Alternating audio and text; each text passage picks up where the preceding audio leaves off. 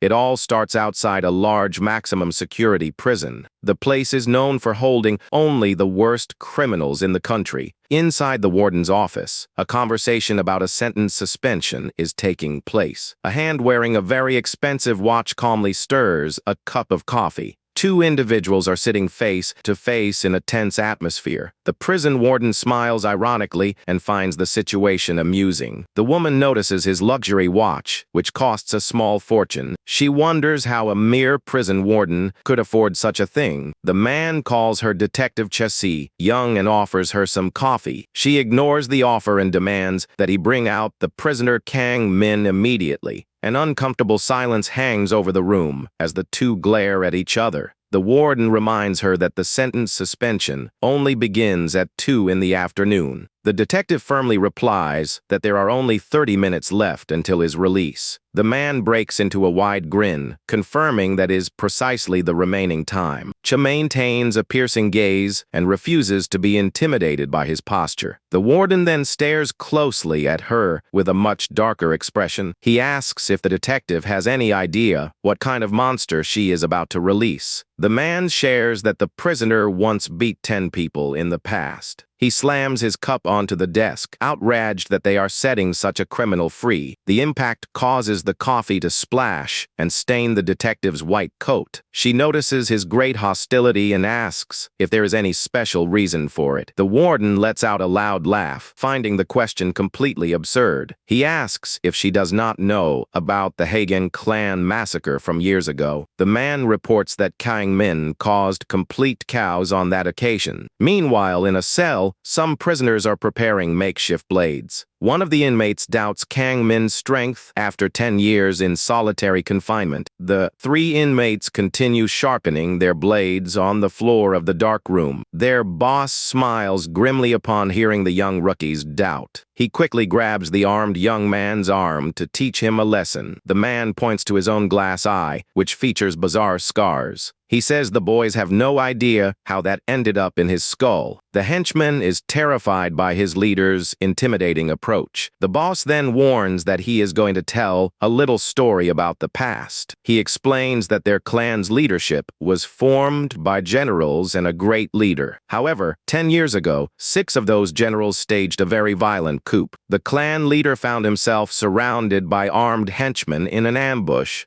The traitors took his pregnant wife and young son hostage. Desperate, the leader begged them to spare his family's life. Someone wielding a blade warns that Kang Min must never find out about that. Immediately, the clan leader receives a brutal strike with the edged weapon. The man lets out a deafening cry of pain as he is forcefully pierced. It is revealed that the traitor Han Sang had a habit of crying before striking. The tearful attacker accuses the leader of having rushed his time by mentioning Kang Min. The blade is cruelly twisted inside the open wound on the man's body. The leader roars in deep agony as the red fluid gushes endlessly. The attacker pulls the blade back with frightening aggressiveness. The former boss's body collapses onto the floor, forming a pool. Han Sang keeps crying hysterically after committing the great betrayal. In his final moments, the leader grabs his attacker and begs for his family. He grits his teeth in pure despair, trying to protect the ones he loves before passing on. The traitor weeps hysterically, wishing his former boss could rest in peace. The great leader's body finally falls lifeless, forming a wide pool. The attacker remains standing, coldly watching the corpse discarded on the floor. In his final breaths, the man whispers Kang Min's name with great sorrow. The leader's wife and son scream in despair upon witnessing the brutal scene. A henchman asks what they should do with the captured woman and child. Han Sang wipes the red liquid from his face while coldly evaluating the situation. He smiles maliciously, warning that they no longer need living hostages. Agonizing screams echo through the area as the leader's family is eliminated. The traitor remains alone in the middle of that truly cruel and ruthless chaos. He lets out an insane laugh, claiming the weather that day was wonderful for an outcome like that. The rebellion was an absolute success, but General Kang Min was still breathing. The young fighter finds a scene of pure destruction upon returning from his trip. He stares into the void, completely shocked by the ruin of his beloved clan. An uncontrollable fury takes over the young man upon realizing the cowardly betrayal.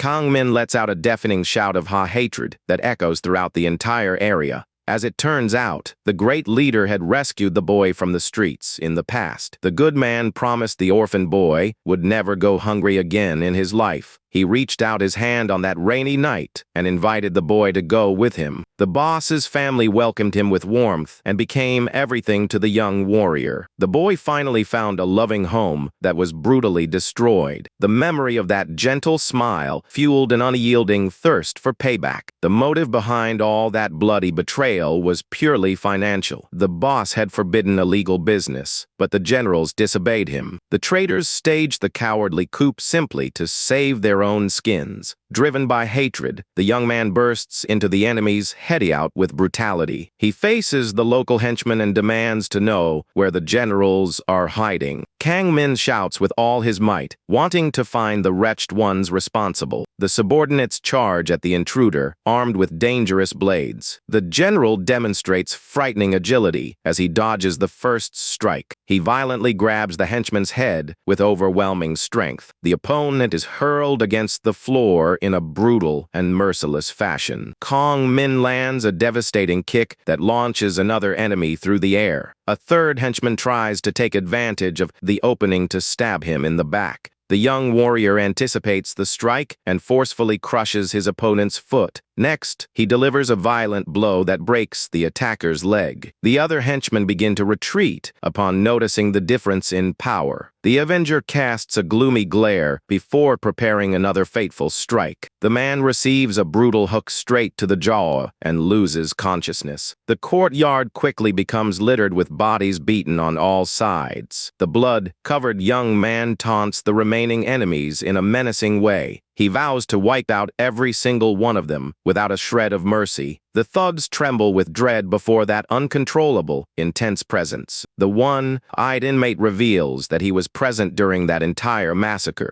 He confesses that he felt paralyzing fear upon seeing Kang Min fight like a beast. The criminal's hands shook uncontrollably while he held his blade. Taken by despair, the henchman shouted the intruder's name before attacking. The man charges blindly, demanding that the young Avenger simply meet his end. Kang Min ends up coughing up a large amount of red fluid all of a sudden. The narrator is in disbelief upon realizing his blade actually pierced the boy. The henchman looks at Kang Min's blood-stained body and wonders if the wretched guy finally met his end. The man named Yang Jae Wook smiles excitedly, thinking he managed to defeat the feared demon. However, the thug realizes his huge mistake when the young warrior grabs his face by surprise. Kang Min slowly stands up with a frightening aura while holding his attacker's head. The henchman screams in agony as the Avenger smashes his face with absurd strength and zero mercy. The young man glares at the enemy in a terrifying way, proving he was a true monster. A devastating strike is delivered with fury, drawing desperate cries from the battered man. The prisoner reveals that it was in that moment of absolute terror that he lost his left eye. The painful memory shows the henchman fallen on the floor, weeping in despair over the loss of his own vision. After defeating all the clan members, Kang Min calmly walks to hunt down the traitorous generals. The rebel leaders gather at the top of the staircase, doubting that all that unity was necessary. One of them agrees arrogantly and proposes that they never speak to each other again after the fight ends. The men fully trust their skills and think it is an exaggeration to unite against a single boy. At that exact moment, the young warrior steps onto the first stair, catching everyone's attention. One of the leaders notices the approach and grows completely terrified by the boy's piercing stare. The Avenger climbs the steps, exuding an aura so overwhelming it makes the veterans break into a cold sweat. The blood-stained boy advances like a true demon in search of pure carnage. In despair, one of the traitors yells at the others, asking why everyone is standing around like idiots. The enemies charge furiously up the stairs, trying to eliminate the intruder before he reaches the top. Kang Min maintains a cold and gloomy expression while watching his attacker's pathetic charge. Without wasting time, the young man delivers a devastating punch straight to the first opponent's face. The impact completely caves in the traitor's features, causing brutal and immediate damage. The young warrior uses the momentum to charge at the second target with frightening agility. Another heavy blow strikes another leader's stomach with enough force to shatter his bones.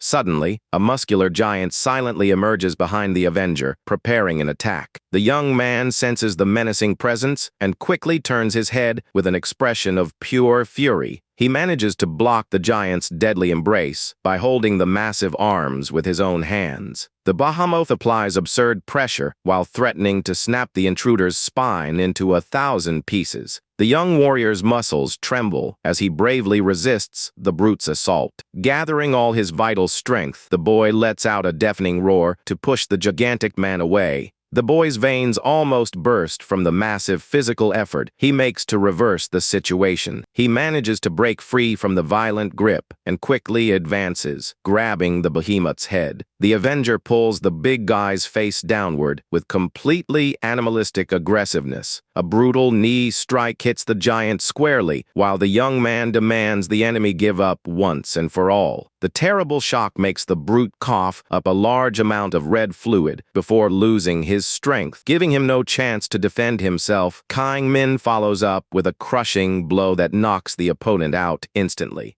The traitorous general's immense body collapses heavily, and his knees hit the stone floor. Leader Yuhan Sang watches the scene in absolute shock, muttering that it was total madness. The dull thud of the colossal body crashing across the courtyard confirms the young fighter's absolute victory. The veterans believed they were superior, but now they realize the huge mistake they made by underestimating him. The young man accuses the coward Yuhan Sang of being the true culprit behind his master's demise. Terrifying demonic aura takes over the Avenger's body, reflecting his immense thirst for payback. Terrified, the traitorous leader begins to retreat down the stairs, desperately begging for a truce. He forces a pathetic smile and raises his trembling hands, asking to settle everything through talk. However, the young man's fury knows no bounds, and he extends his blood-stained hand to finish the job. Suddenly, the thunderous sound of a gunshot echoes through the area, startling everyone. The police had arrived at the massacre scene and fired a precise shot directly at the boy.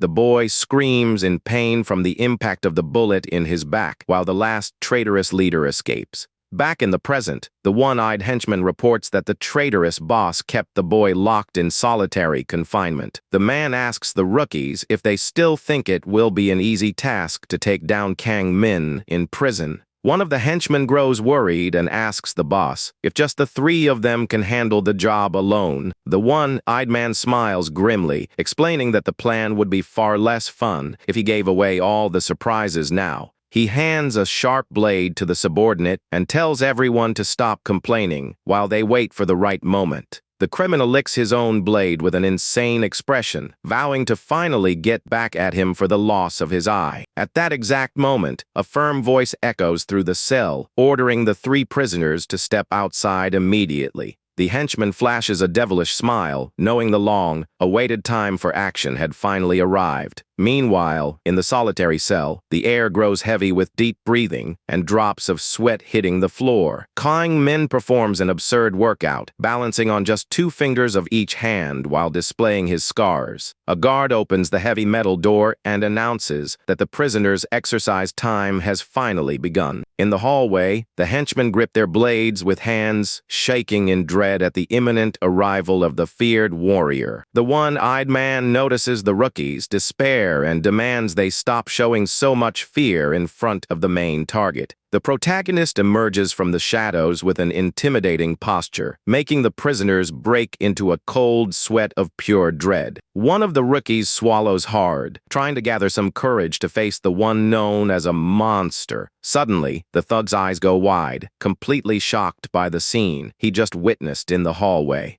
He grows totally confused upon seeing that the feared demon now looked like a mere skinny and malnourished man. Suddenly, the sound of many heavy footsteps begins to echo through the area, indicating more trouble was on the way. Dozens of inmates armed with dangerous blades emerge in the hallway to ensure the prisoner does not leave alive. Kang Min finds himself completely cornered by a veritable crowd of attackers ready to strike him all at once. The criminals start mocking the young man's weakened state, thinking it was a huge exaggeration to call so many people. However, the one-eyed henchman maintains an extremely tense expression, knowing what that skinny man was truly capable of. The protagonist calmly stretches his neck and notes how suspicious it was to allow his yard time after 10 years locked up. He casts a dark, deadly glare, revealing that he already knew the true intentions behind that ambush all too well. The inmates let out war cries and charge furiously toward the unarmed warrior with a huge thirst for blood. 3 days prior to this, the prison warden was talking to someone in the secret basement of the feared clan's building. The traitorous leader warns over the phone that the big problem was the warrior's imminent release via sentence suspension. The penitentiary warden kneels down in despair, asking for orders while the villain demands he handle the situation. The criminal boss makes a lethal threat, stating the warden would pay with his life if he let the monster leave in one piece. Overcome with fear, the warden extends his trembling hands and receives an absurdly expensive luxury watch as an advance payment. The leader recalls the terrible moment in the past, when his wrist was brutally crushed by the young avenger. The agonizing sound of breaking bones echoes in the villain's memory as the warden swallows hard, listening to the orders given. The monster promises to pay 100 times the value of that imported watch if the man manages to eliminate the prisoner. Back in the present, the warden ends the memory, vowing he would never allow that great demon to be set free. The brave detective evaluates the whole situation with caution and realizes something is very wrong with that man's attitude. She fixes her gaze on the warden's expression of dread, trying to figure out the true reason for his panic. The man wipes the sweat from his face with a handkerchief and tries to disguise his nervousness by using society's well-being as an excuse. The woman loses her patience upon seeing there are only 4 minutes left and demands they bring the prisoner out right now. The warden finally flashes a victorious smile and reveals that he already sent his guards to get the boy from the security area. He calmly walks toward the room's monitors, promising to show the criminal's current state through the camera. The detective grows apprehensive as the corrupt man turns on the surveillance screen with entirely sick confidence. Suddenly, the woman's face is overtaken by an expression of pure terror upon seeing the live broadcast. The security monitor shows the prisoner being surrounded by dozens of armed attackers in the solitary hallway. Meanwhile, in the prison, one of the henchmen tries to land a fatal blow, vowing to send the feared warrior to an early grave. With a simple and utterly bored movement, the protagonist dodges the strike, blocking the opponent's armed arm. The rookie lets out a deafening roar of agony when his arm is violently snapped by the merciless monster. Without any mercy, Kang Min drives his knee into the enemy's stomach with completely devastating force. The thug crashes to the floor, coughing up blood and losing consciousness on the spot due to the absurd impact of the blow. Second henchman tries to take advantage of the opening, but the Avenger ducks the lethal blade with frightening precision. The young man's eyes gleam with a gloomy coldness as he moves swiftly to counterattack the new opponent. The attacker receives a brutal elbow strike straight to the chin, getting knocked out before he even understands what happened. Stepping on the unconscious bodies, the warrior taunts the rest of the group, asking if all they could do was talk tough. The other henchmen grow terrified upon seeing the merciless brutality of that true monster.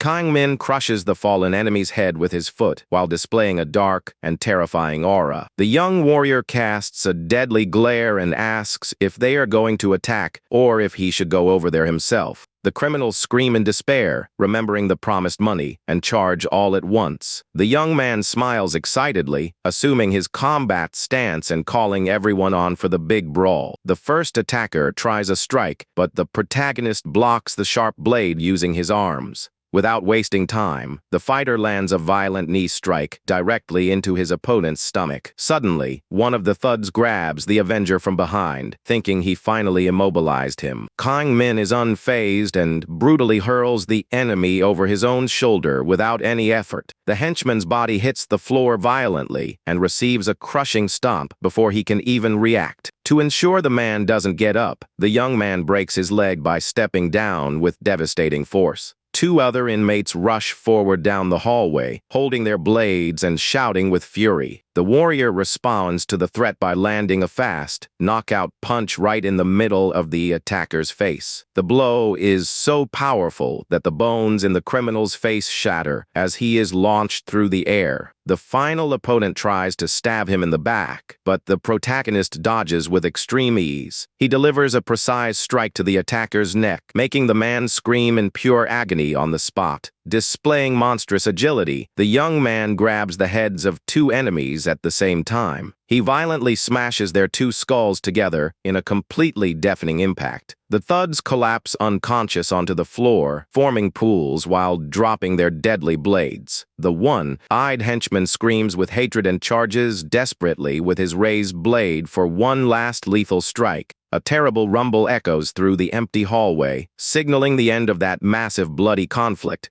The warrior glares at the traitor with a killer look, remembering the unforgivable debt from 10 years ago. He immobilizes the leader and forces the blade against his face, asking if he didn't remember anything. The sharp blade presses against the thud's skins as drops of red start trickling down the metal. The one-eyed man spits out taunting words, claiming he would never remember the face of some nobody worm. The protagonist brutally punishes the insolence, making the criminal wail in agony among the fallen bodies. Kong Min ignores his defeated enemy's cries of pain and begins walking out of the area. He strides down the hallway exuding a hellish aura while dragging his blood-stained feet. Through the security cameras, the warden panics and orders them to send in every armed guard. The detective watches everything in complete shock and wonders where that prisoner was heading. The corrupt warden sweats over the phone, and the woman quickly understands what the warrior's destination was. Looking at the building's blueprint on the cameras, it becomes obvious the Avenger's target was the warden's office.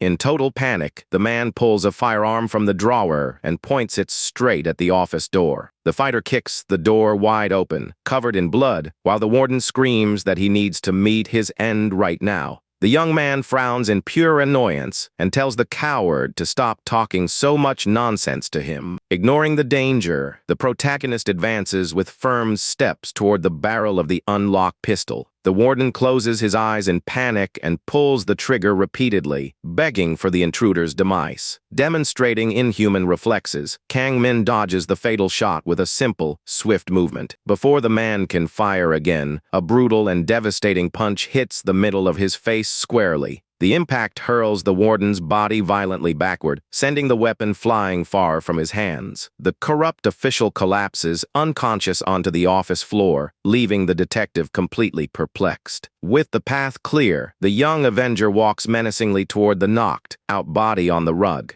The blood-stained warrior grabs the warden's collar with extreme violence to finish the job. The detective finally intervenes, screaming desperately that he would end up taking the guy's life if he continued. She draws her firearm and orders him to stop immediately, stating she would not allow a fatality. The protagonist freezes for a second and slowly turns his head to face the armed officer. With a hellish glare, he asks who on earth she was, and if the traitorous leader had sent her there too. The woman swallows hard upon feeling the boy's overwhelming killer intent, but keeps her aim steady. The clock on the wall strikes 2 in the afternoon, marking the exact moment his sentence was suspended. In the blink of an eye, Kang Min surges forward, closing the distance, and grabs the pistol barrel, startling the detective. The detective stares at the man with determination and warns that he was officially free from that prison. She shows the judge's documents, confirming that his sentence suspension went into effect at 2 in the afternoon. The woman clenches her fists, feeling the immense tension of the moment, while the prisoner absorbs the news. The bloodstained warrior stares at her with a perplexed look, asking if she was really setting him free. Sometime later, a solitary car drives rapidly along the deserted road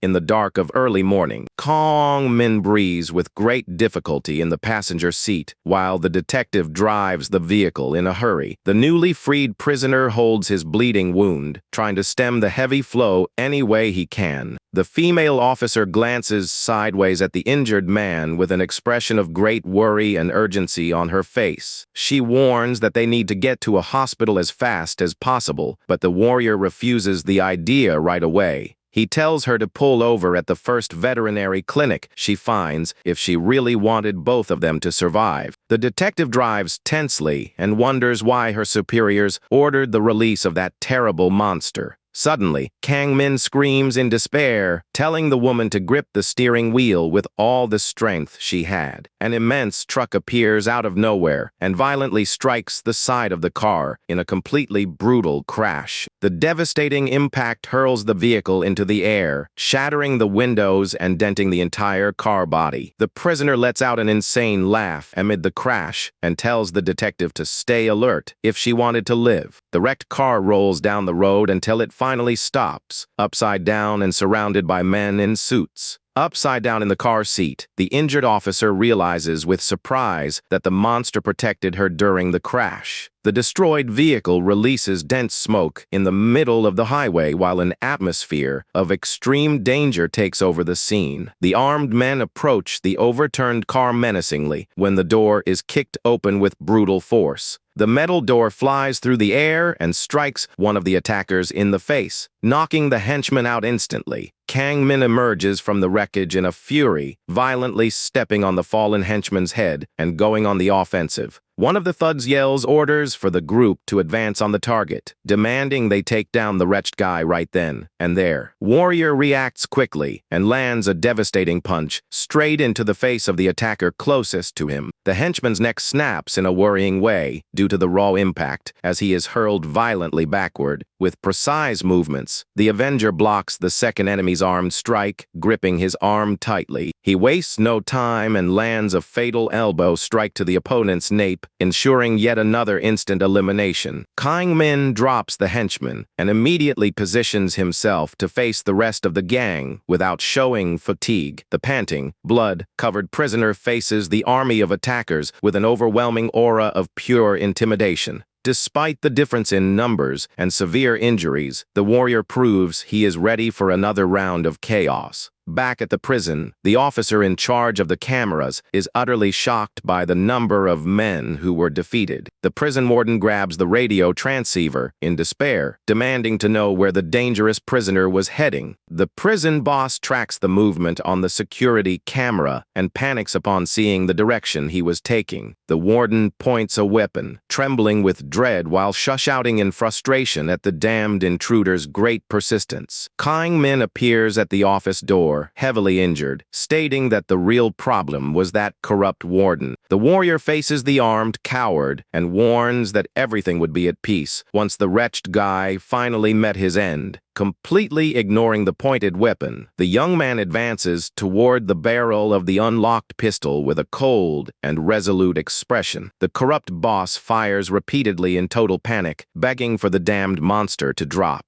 The Avenger miraculously dodges the shots and lands a brutal strike with the tip of his blade into the warden's neck. The impact makes the man cough up blood while Kang Min continues his merciless, revenge-filled onslaught. Another henchman advances, armed with an iron bar in a futile attempt to protect the corrupt boss from the attack. The warrior blocks the security guard's strike and retaliates immediately with a powerful knee to the opponent's face. He hurls the defeated guard across the desk, smashing the entire office, while the female officer watches in terror. The woman trembles with fear in the corner of the room after witnessing the strength and absurd cruelty of that unstoppable man. Back on the highway after the crash, the freed prisoner walks slowly among the henchmen's bodies, groaning in pain. Even while bleeding and panting, he maintains his killer look, asking if the thugs still wanted to keep fighting. The men retreat in deep fear of the monster when a thunderous voice orders those worms to get out of the way immediately. A bald and absurdly large man steps forward, offended, saying those losers couldn't call themselves gangsters. The giant and Kang Min clash their fists in an absurdly heavy blow that echoes across the deserted and silent highway. The behemoth's tremendous strength pushes the heavily injured warrior backward for the first time during the entire big fight. The Colossus smiles tauntingly upon noticing the opponent's weakness, saying he had grown very weak after 10 years. The warrior grips his own shirt, confused, wondering if the enemies got weaker or if he got stronger. Without the slightest effort, Kang Min grabs the immense big guy and hurls him violently through the air. the giant's body crashes onto the blood-stained asphalt, confirming yet another major victory for the Avenger. Meanwhile, Detective Chaz's legs tremble uncontrollably due to her severe injuries. The blood-covered woman stumbles across the dark highway, trying to stay on her feet at all costs. Completely exhausted, she ends up collapsing onto the floor while breathing with great difficulty. One of the henchmen notices the prisoner walking away and asks if they should go after the target. Suddenly, a blood-stained hand grabs the warrior's pants, preventing him from continuing to walk. The detective begs desperately for him not to leave her behind in that dangerous place. The young man stops walking and casts a dark glare over his shoulder at the fallen woman. He warns that from that point on, the journey would turn into a bloody path with no friends or enemies. The fighter stares at her coldly, stating that path was no place for cowardly people like her. He pushes the officer's hand away and warns that once inside that dark world, there would never be a way out. Fallen on the floor, the corrupt warden points a weapon at the warrior, shouting in total fury. The man tells him to stop immediately, while the protagonist continues walking toward a truck. Without even looking back, the young man replies with total calmness that he knows the coward wouldn't fire. The warden's finger trembles on the trigger with no courage to shoot, while the detective curses him internally. The man swallows hard, keeping his weapon aimed at the warrior's back, illuminated by the vehicle's headlights. Suddenly, a mysterious figure leaps from the top of the truck and attacks the corrupt warden by surprise. The new attacker swings a club with fury against the fallen prison boss's face. The brutal blow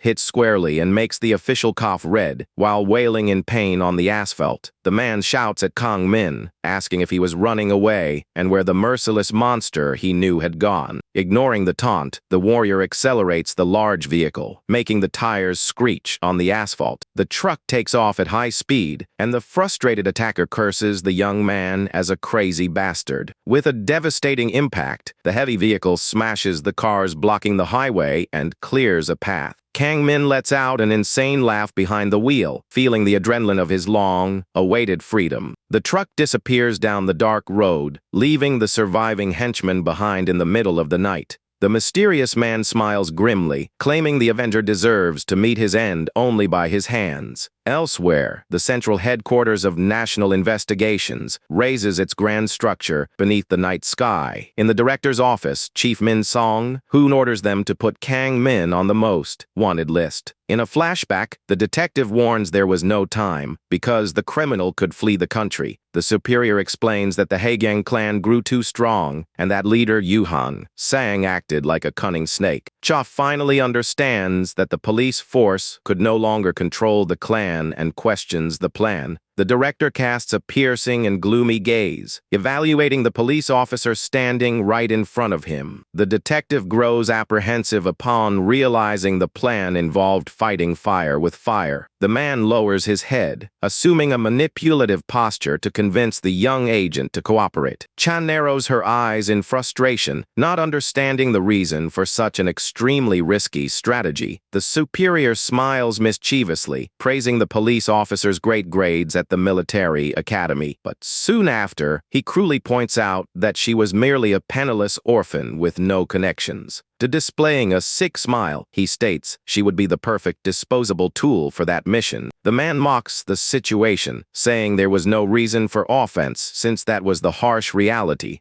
Goal was for her to tame Kang Min and turn him into an obedient hunting dog against the clan. Min Song-hoon promises that if she succeeds, he would hand his important position over to her. Kang Min's cold words about not being a place for cowards echo in the woman's mind. The director smiles cynically again and asks if the tempting proposal interested her. The officer grits her teeth, swallowing her pride in the face of that unique opportunity for advancement. With a determined look, the detective shouts, accepting the dangerous mission to tame the feared monster. Back in the present, the immense buildings of Haegang's capital headquarters illuminate the dark city. Several police cruisers accelerate frantically through the streets, with their sirens cutting through the silence. The authorities' cars finally arrive at the base of the powerful criminal empire, ready for action. Detective Che orders the assault team to take the lead while the tactical unit covers the rear. The armed squads advance rapidly through the area, following the orders received with firmness. The female officer runs with determination alongside her men to invade enemy territory. Suddenly, the woman stops running and lets out an exclamation of pure confusion upon looking ahead. One of the police officers approaches her and also looks shocked, not understanding what was happening. The agent comes face to face with three men in suits completely blocking the entrance to the large building. She grits her teeth, feeling immense frustration upon noticing the human barrier in front of her. The detective displays an arrest warrant to one of the guards, wanting to know if Kang Min was in there. Completely annoyed by the silence, the woman shouts and asks if the big man was deaf. The security guard completely ignores the officer's shouts and maintains a cold, silent expression. The tactical team aims their weapons while Chai asks if they thought the police were stupid. Despite her anger, she raises her hand, ordering her men to wait and conserve their energy. Analyzing the enemy's defensive formation, she deduces that the Avenger had not yet arrived. Her partner turns his head and asks, doubting whether the feared monster would actually show up there. The detective states with great certainty that the moment he stepped foot there, everyone would be together. The woman sighs heavily, trying to deal with the absurd stress of the whole situation. An hour prior to this, the detective had promised her superior that she would turn the target into a hound. The director flashes a devilish smile and says the officer's determination was very good. He orders her to take the tactical unit to the building, because Kang Min would surely hunt down the enemy leader. Back in the present, her partner recalls that the building houses over 1,000 members of the dangerous clan. He points out that the grand bridge connecting the towers is the only path to the leader's office. The bridge is guarded by master assassins, ensuring no one ever manages to return from there alive. Before the grand doors, the officer wonders how the target could possibly invade that fortress. Inside the luxurious office, the generals and the grand traitorous leader wait in a tense silence. One of the generals present grows quite impatient and asks if the wretch guy would really show up, and Ali smiles confidently, replying that the boy would give his very soul to take them down. The cowardly leader, Yu Han, Sang lets out a small, cynical laugh upon hearing his henchman's words. The traitor displays an extremely arrogant expression, sitting in his chair like an untouchable. Noticing the heavy atmosphere in the air, one of the men points out that most seemed quite nervous. The ally questions whether the leader shouldn't be tense, since they waited 10 years for that moment. The boss mocks, asking why the general let the target slip away, provoking a great rage in him. The behemoth grits his teeth with hatred and justifies that he didn't expect the boy to run from him. The warrior clenches his fist with extreme fury, vowing to snap the enemy's spine at their next meeting. The generals gather with killer looks, stating they cannot live in the same world as the monster.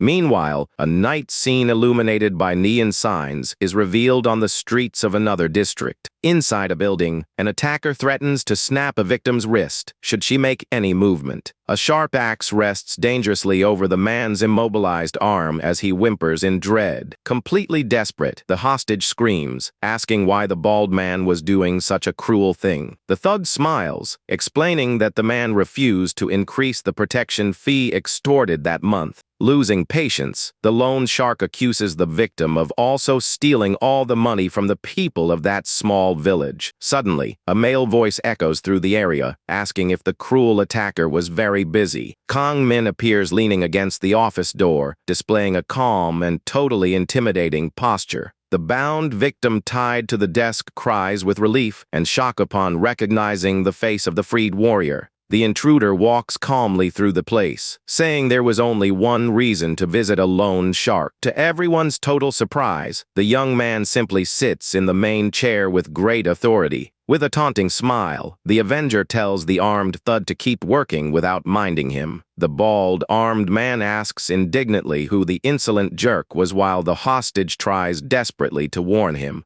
The bound victim begs the thug not to attack because that young man was no ordinary person. The bald man turns back to the stranger, furious with the absurd thing he had just heard from the hostage. Exuding a dark aura, the protagonist asks if the man knew the difference between dogs that bark and those that bite. The warrior flashes an insane grin with his red eyes glowing intensely in the dark. The bald attacker breaks into a cold sweat and grows completely terrified upon facing the true monster. Tense silhouette of the men in the dark room can be seen through the office's large window. The warrior's menacing gaze shines with a deadly intensity as he observes the scene. The criminal loan shark trembles with dread, sensing his own end was drawing near. Taken by despair, the thug raises the axe with fury, trying to eliminate the young intruder. With absurd speed, the warrior lands a knockout blow straight onto the opponent. The bald attacker's body is hurled brutally against the floor, passing out from the impact. Kang Min lifts the fallen criminal with one hand and threatens to tear him apart without mercy. Suddenly, a black dagger is thrown at high speed toward the protagonist. The attack misses, and the fighter smiles grimly upon noticing the new presence in the room. Elsewhere, a man in a suit and sunglasses answers a call with calmness. His eyes widen, completely shocked upon hearing the unexpected information on the line. The man quickly approaches the traitorous leader and whispers the police have already left. The grand boss deduces with frustration that the Avenger would no longer show up at their building. The generals are disappointed by the useless waste of time and decide to leave the place. Suddenly, the heavy footsteps in the office stop when someone notices something very strange. The immense general stares coldly at the leader and demands that he never make fools of them again. Another ally complains, irritated at having been summoned in a hurry with false information. The Guardians display a frightening aura, warning they were not his Iran boys. The cowardly leader sweats and swallows hard in the face of the immense intimidation from his own allies. Completely intimidated, the boss promises falsely that he would be more careful in the future. The general's grand leader smiles arrogantly, thanking the boss for his submission. The immense office doors slam shut with violence as the assassins leave. Alone in the office, the traitor grips the arm of his chair, cursing with a lot of pent-up hatred. He pulls his own hair in a fit of fury,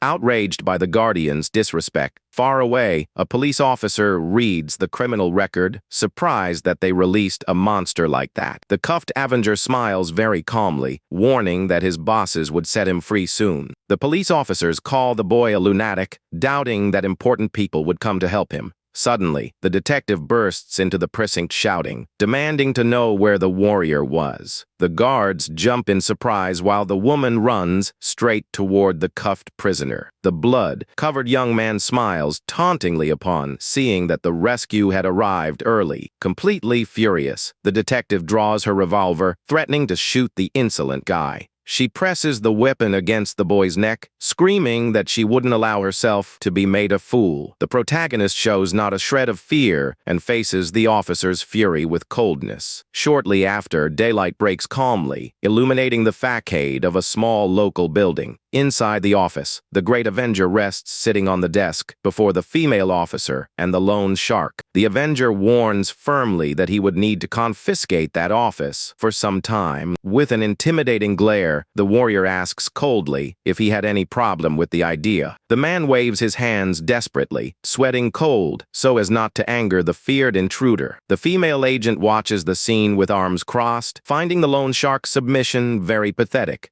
The woman tries to figure out his plan, warning that the generals would soon discover that place. The protagonist merely flashes a small smile, showing he had everything under his total control. The woman frowns, very annoyed, accusing the one-man army of being arrogant. The warrior points to his own head, advising the detective to mind her own business. He warns darkly that one day, all that grand arrogance would end up taking the woman's life. The female officer swallows hard, staring at the boy with pure hatred, unable to counter the heavy threat. The lone shark breaks the mood, explaining that the dangerous neighborhood had always been ignored by the clan. Detective understands that the worst local thugs would give their lives for that territory. The lone shark reveals that it was precisely that invisible turf war that kept him alive until today. The detective finally understands why the generals couldn't invade that dangerous neighborhood whenever they pleased. The warrior smiles and prepares to explain why an alliance among the clan leaders would be nearly impossible. The clan divides the city into 8 large districts, independently controlled by each of the feared generals. The boy asks if a general would ask others for help just for failing to handle his own territory in danger. The agent understands that those leaders' grand pride would make them prefer passing on before asking for any rescue. Kang Min reveals his dark plan to build an army right there to hunt down each of the traitorous generals one by one. A heavy silence takes over the office as the 3 continue sitting around the table, evaluating the dangerous situation. The female officer sighs heavily, massaging her face as she finally accepts the protagonist's risky strategy. She points her finger furiously, stating he couldn't do that alone and vowing to provide full police support.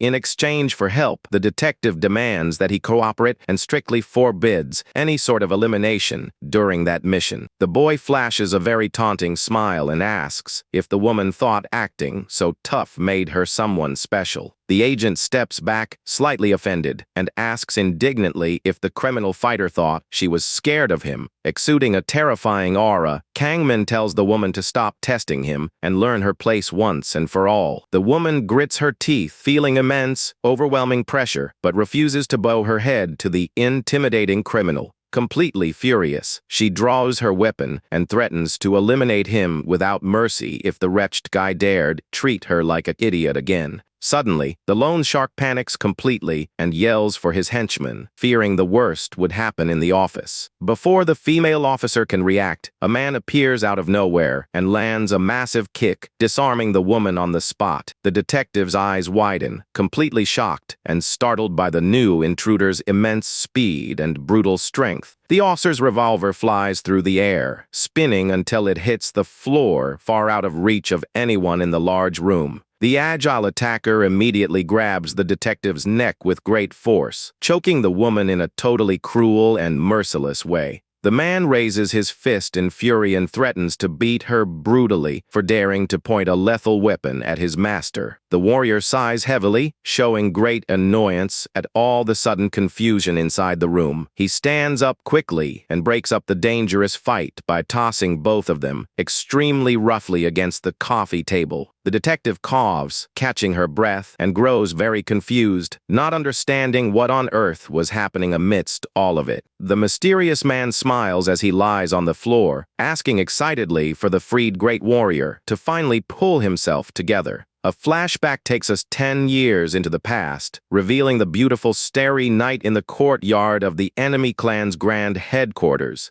The young warrior shows immense respect while talking with one of the allied leaders under the moonlight. The older man admires the sky with a thoughtful expression, making the boy wonder if he was worried about something. The leader stares at the boy with quite a bit of seriousness and asks what he would do if a traitor existed among their own allies. Kang Min falls into complete shock at the tough, unexpected question and doesn't know exactly how to answer his feared superior. The man reflects out loud, questioning whether he should rule everyone with an iron fist or simply eliminate the traitors right away. After a brief moment of heavy silence, the leader flashes a light smile and tries to ease the tense mood of that difficult conversation. The young Avenger breaks into a nice smile and states that the allied generals are much closer than true brothers. The leader is totally surprised and moved upon hearing the innocent boy state that a good brother would never take another's life. The boy says he has great certainty that any traitor would bitterly regret it if given mercy and sincere forgiveness.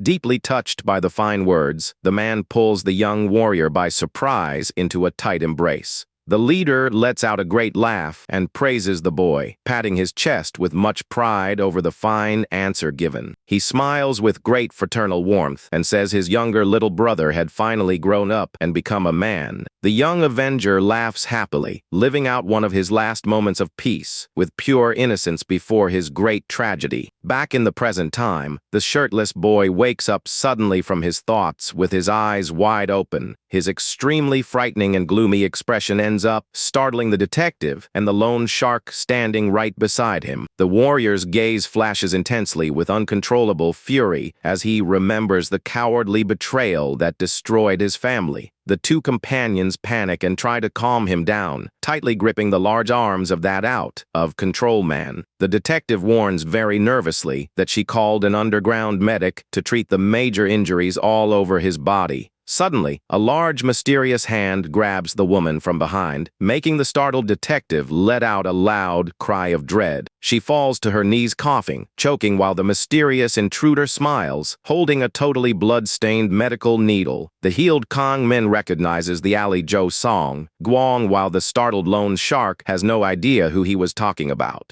It is revealed that he is the real boss of the local gangs who fled there after carving up 6 major enemy executives in the past. The warrior flashes a devilish grin, agreeing that the cowardly lone shark never had the necessary profile to be the grand boss. The boy turns his back on the useless duo and tells them to stay out of his way, or they just end up getting in the middle. The detective coughs, catching her breath, and asks if he really intended to fight in that condition. The warrior ignores the woman's warning and walks rapidly toward the exit of the place. The lone shark warns the officer that it was better not to cross the boy when he got that look in his eyes. The agent swallows hard and notices the massive killer intent exuding from the Avenger's body. Outside, an immense crowd of armed criminals completely surrounds the entrance of the building. The warrior's mysterious ally takes a deep breath, looking quite calm amidst that confusion. With his arm dripping red, the protagonist hears the henchman asking if the target was inside. The big boss confirms with absolute certainty that the intruder was hiding in the building. A bald Dud shouts with all his fury, ordering the others to drag the boy outside. The horde of assassins rushes forward with their weapons drawn, shouting in pure despair. The criminal demands once more that they take down the wretched guy, proving they would show zero mercy. The henchmen run frantically toward the main door, ready for a real bloodbath. Kong Min emerges at the top of the staircase, blocking the passage like a totally menacing shadow. The thugs climb the stairs, cursing the intruder for thinking their neighborhood was some sort of joke. The warrior smiles insanely, warning that he was nearly going crazy from not having taken anyone down.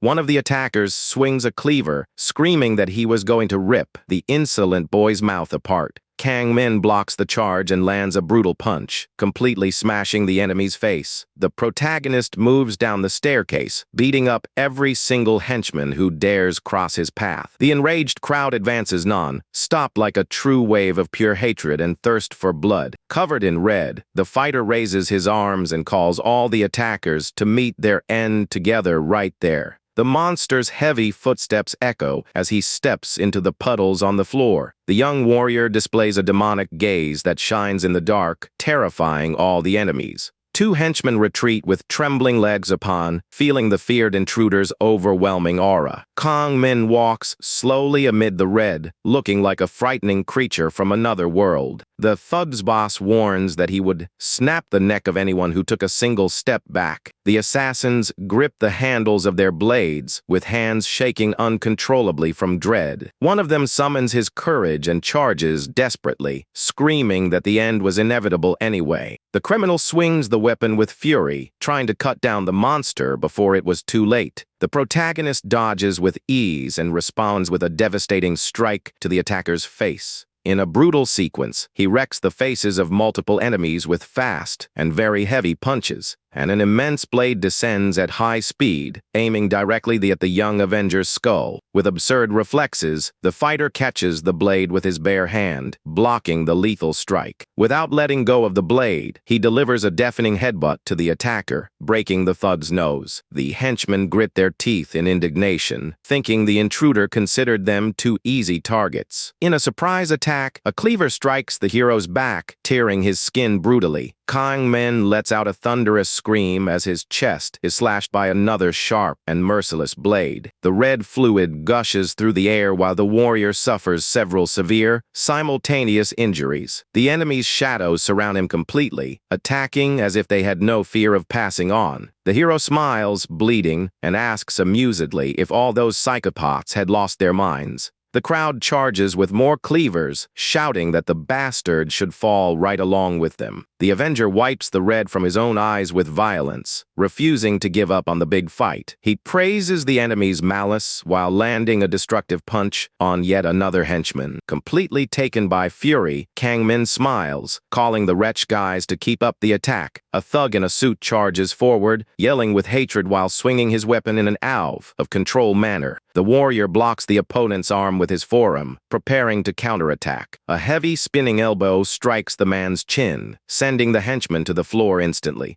The hero grits his teeth, miraculously dodging yet another lethal blade that whizzes right past him. Dozens of cuts cross the protagonist's body in an almost indefensible mass assault. Even severely injured, he takes a step forward, stepping firmly into the pool of red without hesitation. With his arm blood-stained, Kang Min faces the remaining army, accepting the grand bloodshed. A henchman screams as a blade violently slashes the protagonist's arm in the middle of the fight. The warrior, covered in red, displays red eyes and warns that he will grant their wish for an end. With fury, the hero advances, destroying the opponents with brutal and extremely devastating blows. He breaks into a completely frightening and grim smile, proving he loves that bloodshed. The true gang boss decides to intervene, while a henchman begs him to wait a bit longer. The leader casts a dark glare and curses his own subordinate for being such a blind idiot. The boss realizes that the blood-soaked warrior would only grow even more insane if the fight continued. The man approaches from behind the protagonist and compares him to a beast that has just tasted red. With a very intimidating expression, the leader understands he needs to crush the intruder immediately. Kang Min senses the massive threat at his back and turns quickly to face the new opponent. The boss attacks with immense speed, forcing the hero to block the strike with his own arm. The big guy smiles confidently and tells the warrior to stop beating up kids and fight him instead. The new adversary unleashes an incredibly fast and very well executed sequence of punches. The Avenger dodges and acknowledges that the clean movements prove he was the true boss there. The protagonist retreats rapidly, feeling the heavy pressure of his opponent's continuous strikes. He curses in frustration, but trying to keep up with the frantic rhythm of that dangerous exchange of punches. A gigantic fist charges toward the hero's face, threatening to cause totally fatal damage.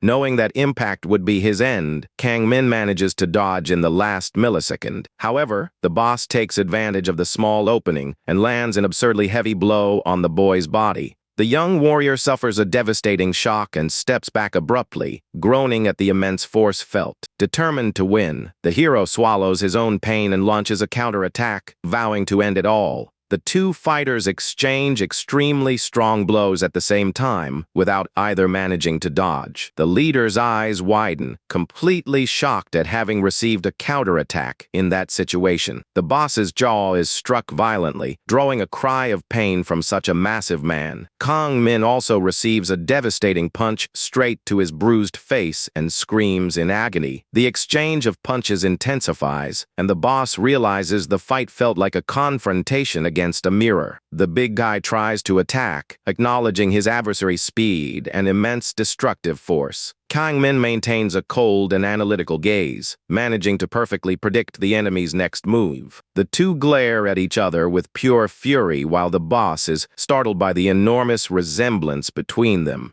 The leader charges forward and manages to land an extremely brutal blow straight to the young fighter's chest. Panting, the hero notices his stitches opening and the heavy damage continuing to pile up. He He grits his teeth, aware that if the battle dragged on too long, his defeat would be inevitable. The warrior summons all his vital strength and lands a direct punch with a strong will to survive. The boss does not retreat and returns the attack with much brutality, trying to finish the grand battle right there. Gathering everything he has left, the hero lands a crushing hook, wanting to wrap up the duel quickly. Meanwhile, a trembling hand rests against the window, showing the deep dread of whoever was watching the scene. Detective Cha sweats cold, completely paralyzed, wondering if those two were even human. The mysterious ally watches the fight calmly and replies that the young hero was a true demon. The man recalls that Kang Min was the youngest general among all from his former clan of assassins. Yet he guarantees that the boy was always the cruelest and most bloodthirsty monster of that entire era. The woman lowers her head, completely terrified upon confirming that fighter's immense monstrosity. The hero's killer gaze shines intensely as he advances, shattering the enemy's resistance. Kang Min's uncontrollable fury startles even the big boss during the deadly exchange of punches. Suddenly, the leader's foot slips on the dirty floor, completely breaking his combat stance. The warrior seizes the small distraction and unleashes an extremely fatal attack against his opponent. An absurdly heavy punch hits the boss's jaw squarely, shattering his bones on impact. Giving him no chance to defend himself, the hero leaps and drives his knee with all his might into the big guy's back. The leader lets out a deafening cry of agony as his spine receives the crushing knee strike. The man coughs up a huge amount of dark red, refusing to accept that he would lose this way. Completely defeated, the boss stares at the bloody ceiling while receiving the Avengers' final strike. 5 years ago, in the city of Yanji located in Jilin Province, Song Guang runs in despair after learning that the triad captured his younger brother. The man grits his teeth and curses in frustration while continuing to run without stopping. He kicks open the door of an abandoned warehouse, shouting Song Chiel's name. His younger brother is hanging upside down and completely covered in red. The criminals mock his arrival, claiming family always speaks the loudest. The hanging youth gathers his last strengths to tell his brother to run away from there. Song Guang ignores the warning and walks with determination toward the gangsters. He falls to his knees on the floor, begging for forgiveness and admitting his huge mistake. The mob leader stands up with a blade, laughing at the boy's pathetic attitude. The thug lifts Song Guang's face with the blade and questions his tough guy reputation. The monster demands that the man prove his worth if he really wants to save his brother. The criminal extends his sharp blade for Song Guang to take some action. Without hesitating, Song Guang takes the weapon and brutally stabs the mobster's shoulder.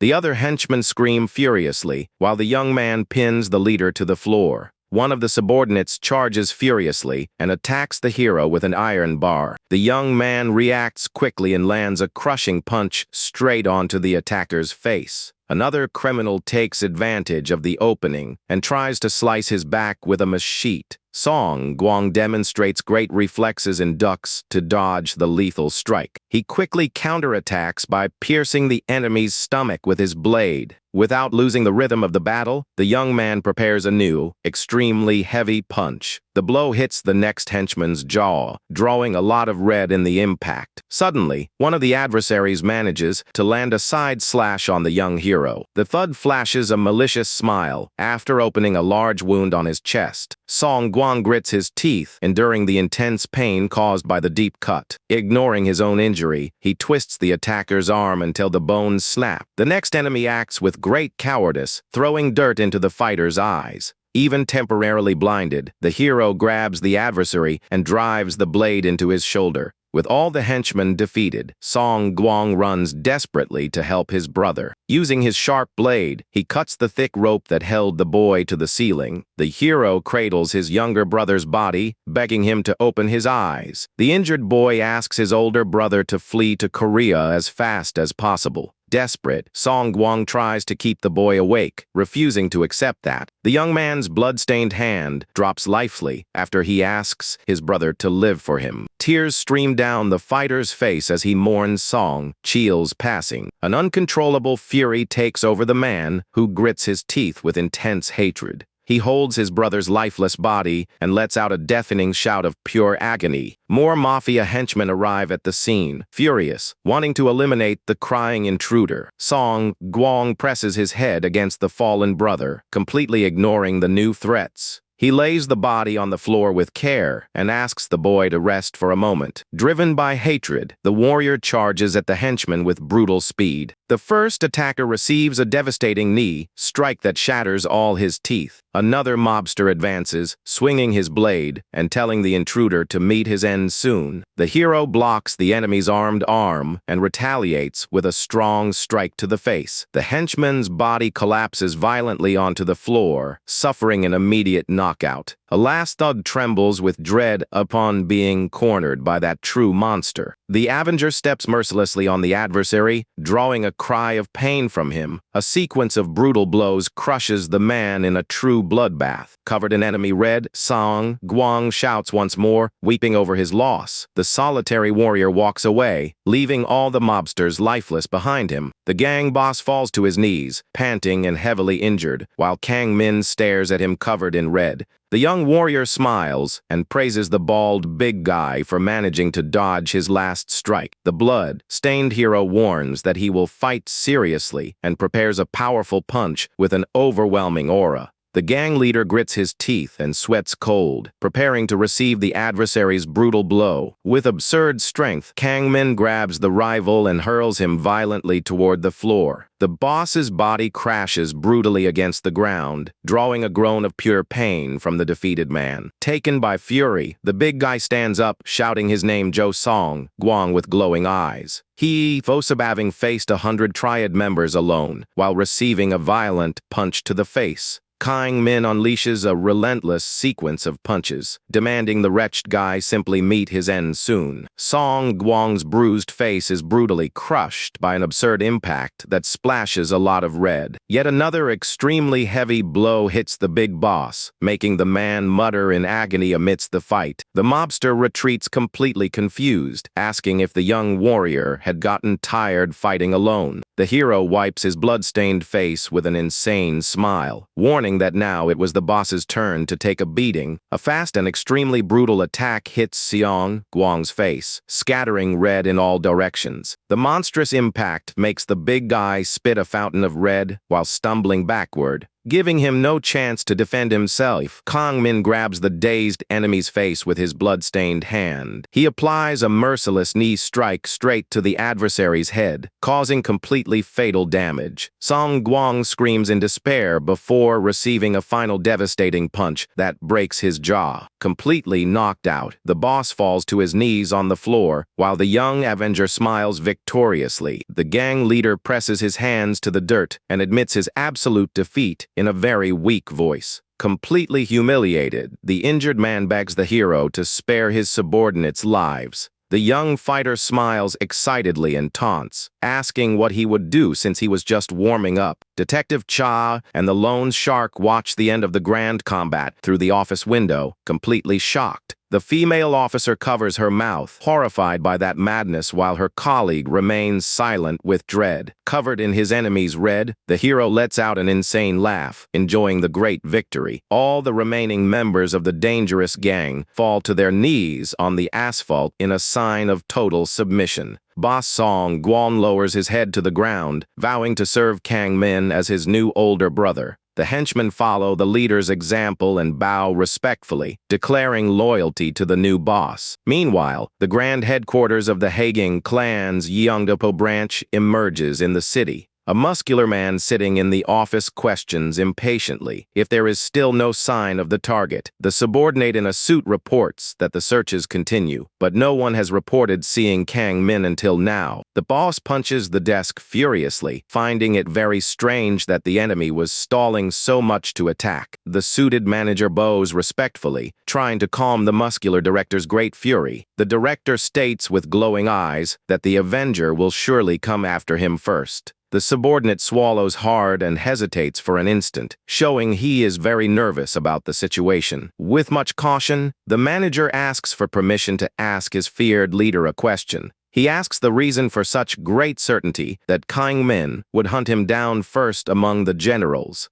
The immense director flashes a sadistic smile and begins recalling the events of the grand massacre in the past. He reveals that he was the true one responsible for breaking the former clan boss's left arm. The man shouts with hatred, stating the Avenger knows the leader only fell easily due to that strike. The manager understands the gravity and promises to find the target, while the director stands up from his chair. The big guy walks over to a dark pillar in the office, asking if the subordinate knows the material. The director displays a psychopathic look, explaining that it is extremely rare African ebony wood. He grips the large log of wood tightly, claiming it is said to be harder than steel. Proving his brutal strength, the monster lands a violent headbutt straight into the solid wood. The man smiles maliciously, comparing the ebony pillar's resistance to that wretched Kang Min's stubbornness. The general crushes the wood with his bare hands, grumbling that he should have snapped the boy's spine. The muscles on the man's back nearly rip his shirt as he applies overwhelming strength to the pillar. He roars the enemy's name with pure hatred, making the unbreakable wood begin to crack under the pressure. Exuding a terrifying aura, the immense general completely destroys the pillar using pure brute strength. The manager watches the scene terrified, wondering if a human did that using only strength. The director demands a new ebony pillar with double the thickness for his office. Wiping the dust from his hands, the big guy deduces that the injured target couldn't have gone far. He cracks his knuckles, smiling grimly, and demands the Avenger show up soon. Meanwhile, at the central market, the hero walks along, warning that he is starving. Song Guang offers a feast, but the boy refuses because he can't stand the smell of cilantro anymore. The detective points to a convenience store, and the warrior agrees with the idea right away. The protagonist tells his new ally to eat somewhere else, and the big guy obeys immediately. The hero enters the establishment, amazed by the immense variety of food on the shelf. He grabs some instant noodles very excitedly, praising how the world has improved lately. The boy devours the meal, stating he would have come much sooner if he had known about all that.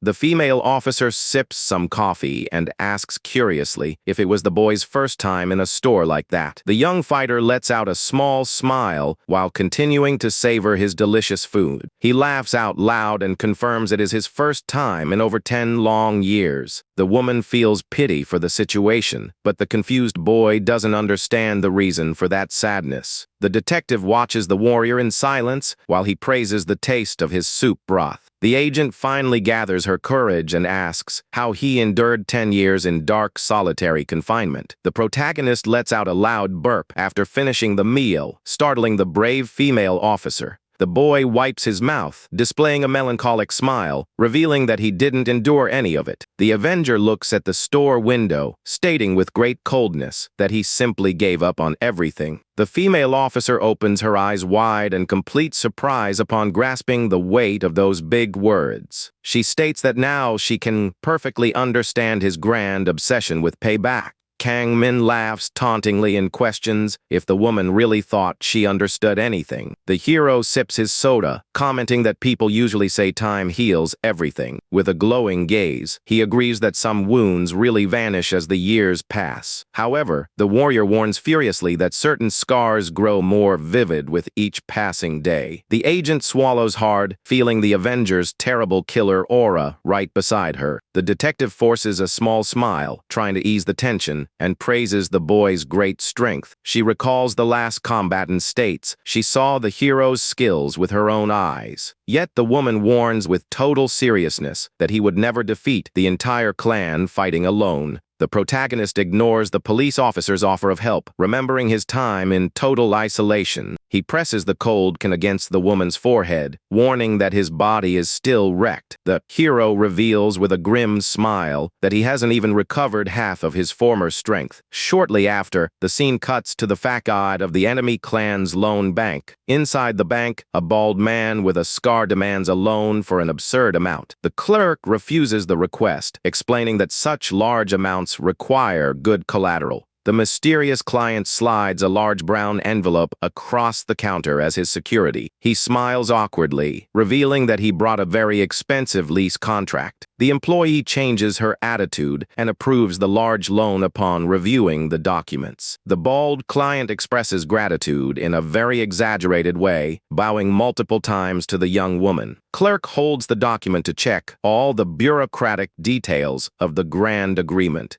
At that exact moment, the branch manager steps up to the counter and asks to take a look at the contract. The man examines the papers and knits his brow suspiciously upon reading the registered property address. The client stammers, sweating cold, while trying to fix his little confusion with the address. The manager casts a severe glare, explaining that the property sits on the border between two neighborhoods. The client tries to disguise the tension, asking if that detail would affect his loan. The executive narrows his eyes, wanting to know how the bald man managed such a high lease. The client swallows hard, sweating uncontrollably upon realizing his story was falling apart. Not knowing what to reply, the supposed client slowly begins pulling at the tip of his black glove. The peaceful disguise comes to an end as the intruder removes the glove, preparing for action. The fake client explains that he lost his arm at the factory to justify using the money. The manager doubts the story and asks why he would need such a high loan. The fake client squeezes his own lead, faking emotion as he says his mother is very sick. He continues his act, stating he should have brought his mother to Korea much sooner. The man lowers his head, pretending to cry compulsively to convince the bank manager. The executive watches the scene and seems to finally believe the debtor's sad story. He hands the documents back to the assistant and authorizes the release of the large loan. The scammer flashes a sadistic smile with red eyes upon seeing his plan worked. Some time passes, and the scene returns to the exterior of the Haegang clan branch in Yeongdongpo. The manager shouts furiously in the office, not understanding how they got outsmarted. The assistant explains, terrified, that the scammer used the same collateral at several other banks. The executive grits his teeth in hatred upon realizing the financial scam was premeditated. He grows completely furious at having been tricked by a swindler in such a blatant way. The scene cuts to a simple restaurant where the scammer places a heavy food order. The man is eating when the manager's voice pops up, questioning what he is doing in that place. The restaurant owner doesn't understand the talk about loans and looks at them confused. The scammer swallows hard upon realizing he was found by the clan's dangerous collectors.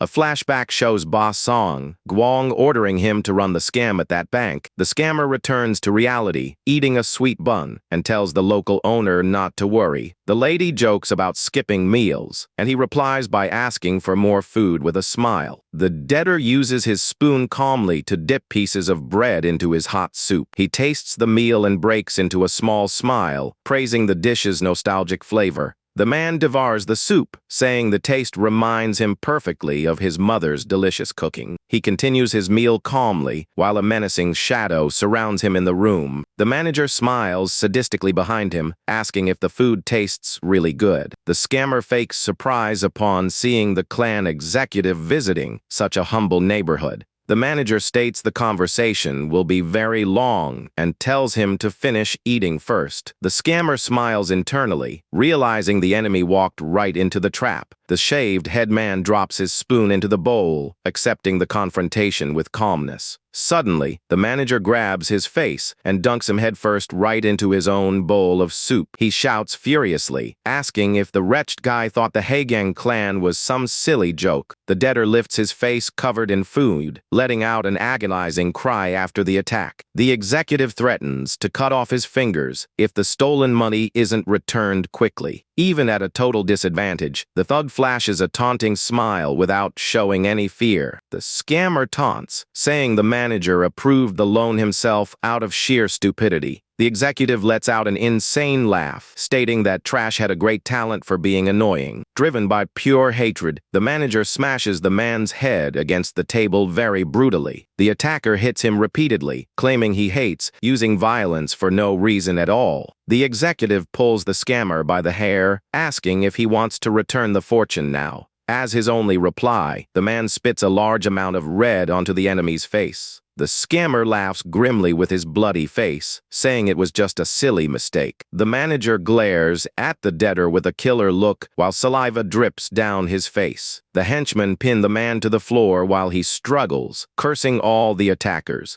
The executive extends his hand and receives a very sharp blade from one of his subordinates. He smiles, asking if the scammer thought the threat of cutting fingers was a joke. Without mercy, the manager drives the blade violently into the wrist of the man pinned to the hard floor. Suddenly, a firm voice echoes through the restaurant, ordering the torture session to end right there. The manager turns his head, surprised and furious, asking who dared interrupt his work. The big boss Jo Song Gwang appears with his men to defend his injured partner. The local leader demands to know the reason the Hagen clan was causing a mess in his territory. The manager holds the injured subordinate's head and states he took a fraudulent loan. He warns that if they return the money, they will leave, and asks if they really want to start a war. Song Gwang breaks into a big taunting smile and asks if the enemy clan thinks it's right to attack his neighborhood. The executive demands 70 million to forget what happened, but the leader rejects the idea right away. Song Gwang grabs his injured partner's head and demands 100 million as compensation for all the grand damage. The Hagen clan manager lets out a small sadistic smile and asks what would happen if he refused. The local leader cracks his neck bones, stating that real men should settle things by fighting. Song Gwang cracks his knuckle joints, completely furious, and prepares to start the grand physical combat. The manager removes his jacket with much confidence, revealing he is a former middleweight boxing champion. He assumes his fighting stance and advises the enemies to pay up soon to avoid embarrassment. The bald leader smiles very arrogantly and mocks the adversary for talking so much nonsense. The manager grows completely annoyed by the provocation and shouts that the bald leader should just run away. The executive charges into the attack, swinging his fist with force and vowing to send the rival to an early grave. Song Gwang is unfazed and also throws a powerful punch, promising the enemy is the one who will fall. Demonstrating great agility, the former boxer dodges the attack easily and calls the big guy slow. Taking advantage of the opening, the manager lands an extremely brutal punch to the local gang leader's stomach. The painful impact makes Song Gwang let out a groan of agony while trying to endure the immense force. The executive continues his merciless onslaught and lands another blow, warning that the opponent is very sluggish. A third violent punch hits the bald leader's face squarely, drawing a lot of red in the process. Completely taken by fury, the big guy curses the enemy with pure hatred through clenched teeth. The manager displays excellent footwork, dodging all the desperate attacks from the big leader. The boxer finds a new opening and unleashes a crushing punch straight onto his great opponent's face. Without losing rhythm, he follows up with a devastating hook that snaps the enemy's head back with violence.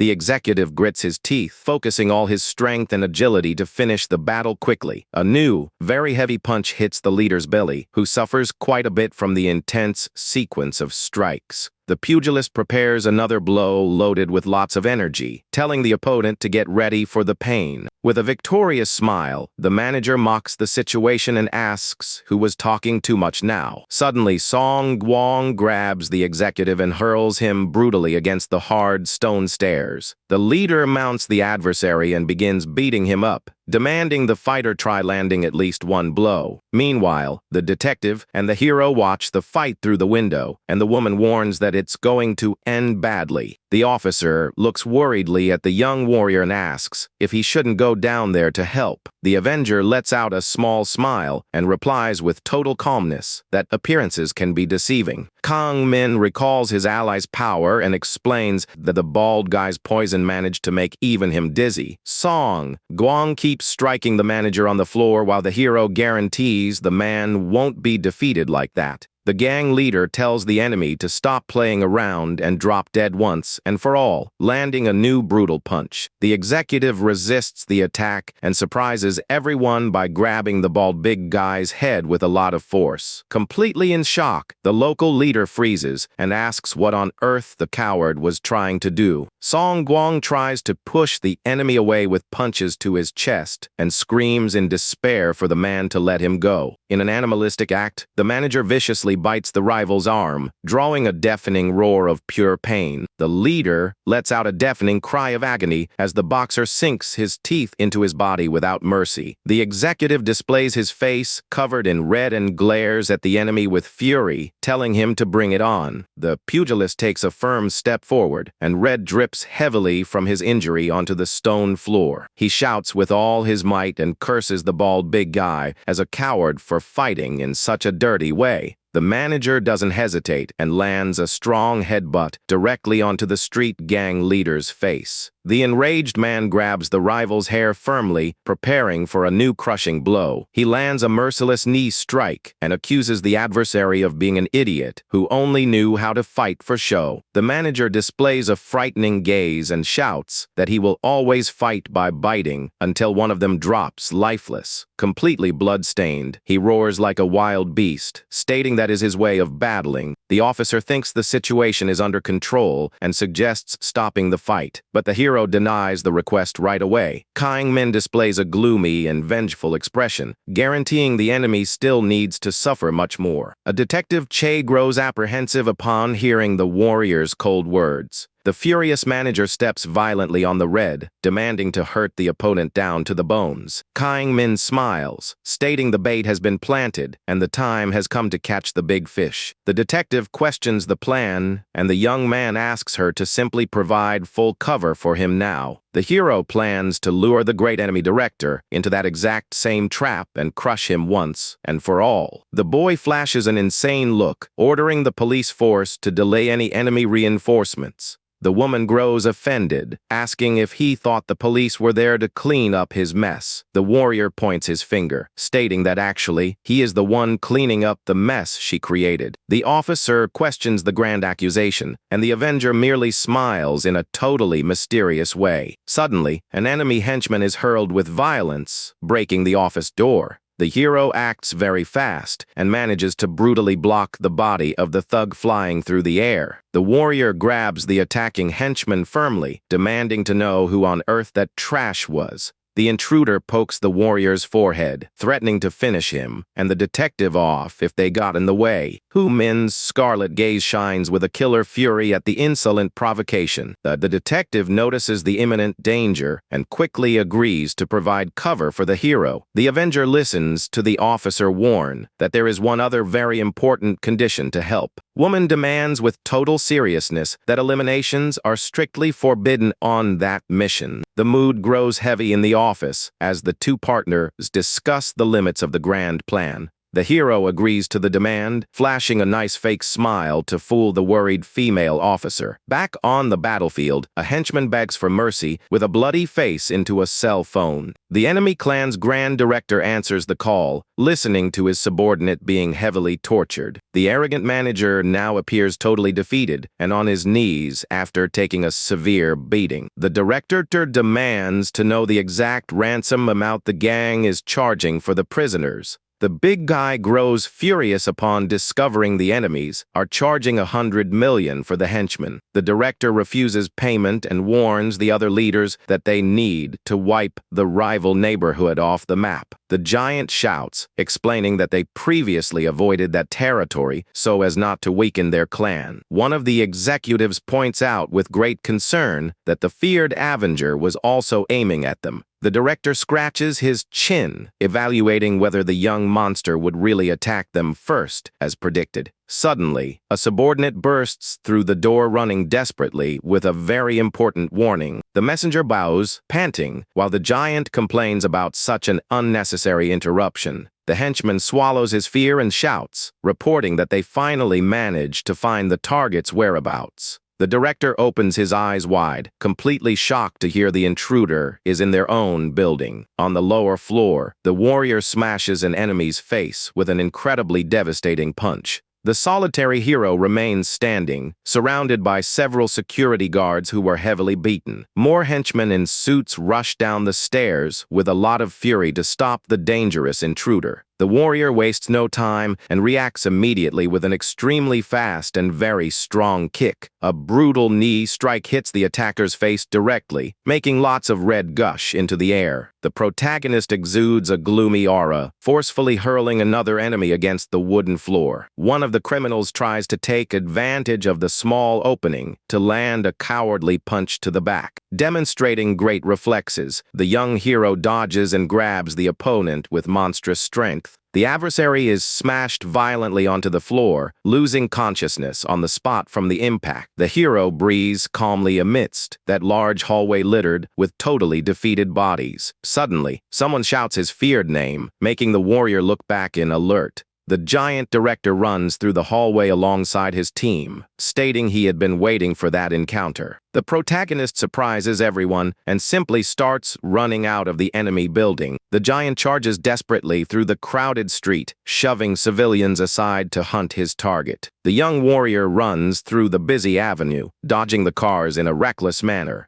The henchmen hold the grand leader back, keeping him from crossing the dangerous highway after the boy. The director grows out of control and hits his own subordinate, demanding they let him go right now. Blind with fury, the giant runs through the street, vowing to eliminate the young avenger once and for all. A man is seen running and shouting with an expression of total despair. The director runs furiously through the streets, seeking his great target. Suddenly, a large green bus brakes sharply right in front of him. The big guy stops and stares at the immense vehicle blocking his path. The driver shouts furiously, asking if he was crazy and wanted to meet his end. The director ignores the offense, noticing a large commotion further ahead. The big guy realizes he was made a fool and grows completely enraged. With a lot of hatred, the giant lands a crushing punch on the bus's bodywork. The brutal impact leaves an immense crater in the heavy vehicle. His subordinates finally catch up to him, breathing with great difficulty. The leader orders the team to prepare an attack against Darim Dung that night. He explains that they need to clean up all the unnecessary trash first. The henchmen agree, stating the enemies would keep causing trouble. The director questions how many men they can mobilize immediately. They have 200 men, but the boss tells them to fill 10 vans with half the team. A subordinate fears the grand target will invade their base should it be left unprotected. The director loses his patience and demands everything be ready in just 1 hour. He raises his head, staring at the dark clouds with a very gloomy expression. The giant smiles sadistically, stating the weather was perfect for red. A storm begins, and rain falls heavily over the city's buildings. A traffic sign indicates the path toward the Darim Highway. Cars drive with great care through the dark streets beneath the heavy rain.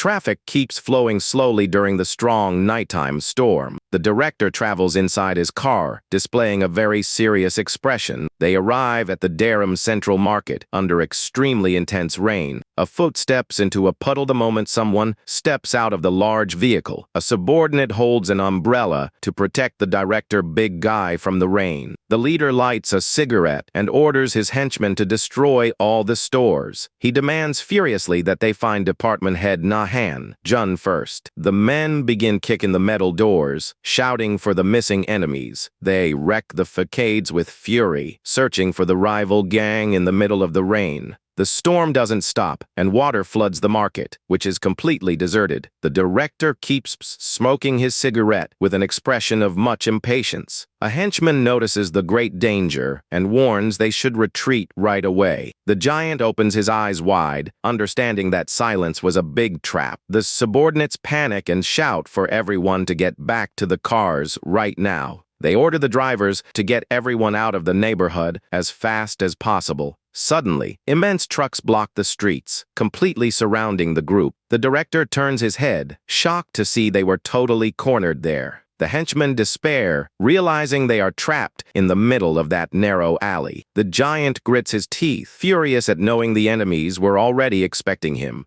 The sound of firm footsteps echoes across the wet floor, drawing everyone's grand attention. Song Guang appears with his men, smiling tauntingly beneath the heavy storm. He cracks his knuckles, joking that after that fight, he would eat and drink very well. The director exudes a terrifying aura, showing he was already ready for combat. He flashes a sadistic smile, totally ignoring the danger of that grand ambush. The giant cracks his neck, mocking that he wasn't feeling a shred of fear. The enemy henchmen draw their sharp blades, wanting to wrap everything up quickly. The director advances, exuding lots of fury, wanting to carry out a grand carnage soon. Song Guang raises his hand, asking calmly for everyone to wait a bit. The big guy grows confused upon hearing someone was there with the goal of slicing Asura's throat. Heavy footsteps echo through the puddles as a mysterious voice asks what he meant by that. The young hero finally emerges amidst the storm, threatening to slice the feared director's throat personally. The big guy stares at the young Avenger, completely surprised to see him standing right there in front of him in the rain. The director lets out a furious and completely indignant shout, wanting to know what on earth the boy was doing there. A terrible realization hits the giant's mind, widening his eyes as he grasps the truth behind everything. The hero smiles tauntingly, confirming he used the local gang merely as bait to lure the grand leader. The giant laughs, admitting the young warrior grew much smarter than back when he acted like a bear. Taken by an uncontrollable fury, the director shouts with hatred for having been stabbed in the back by a boy.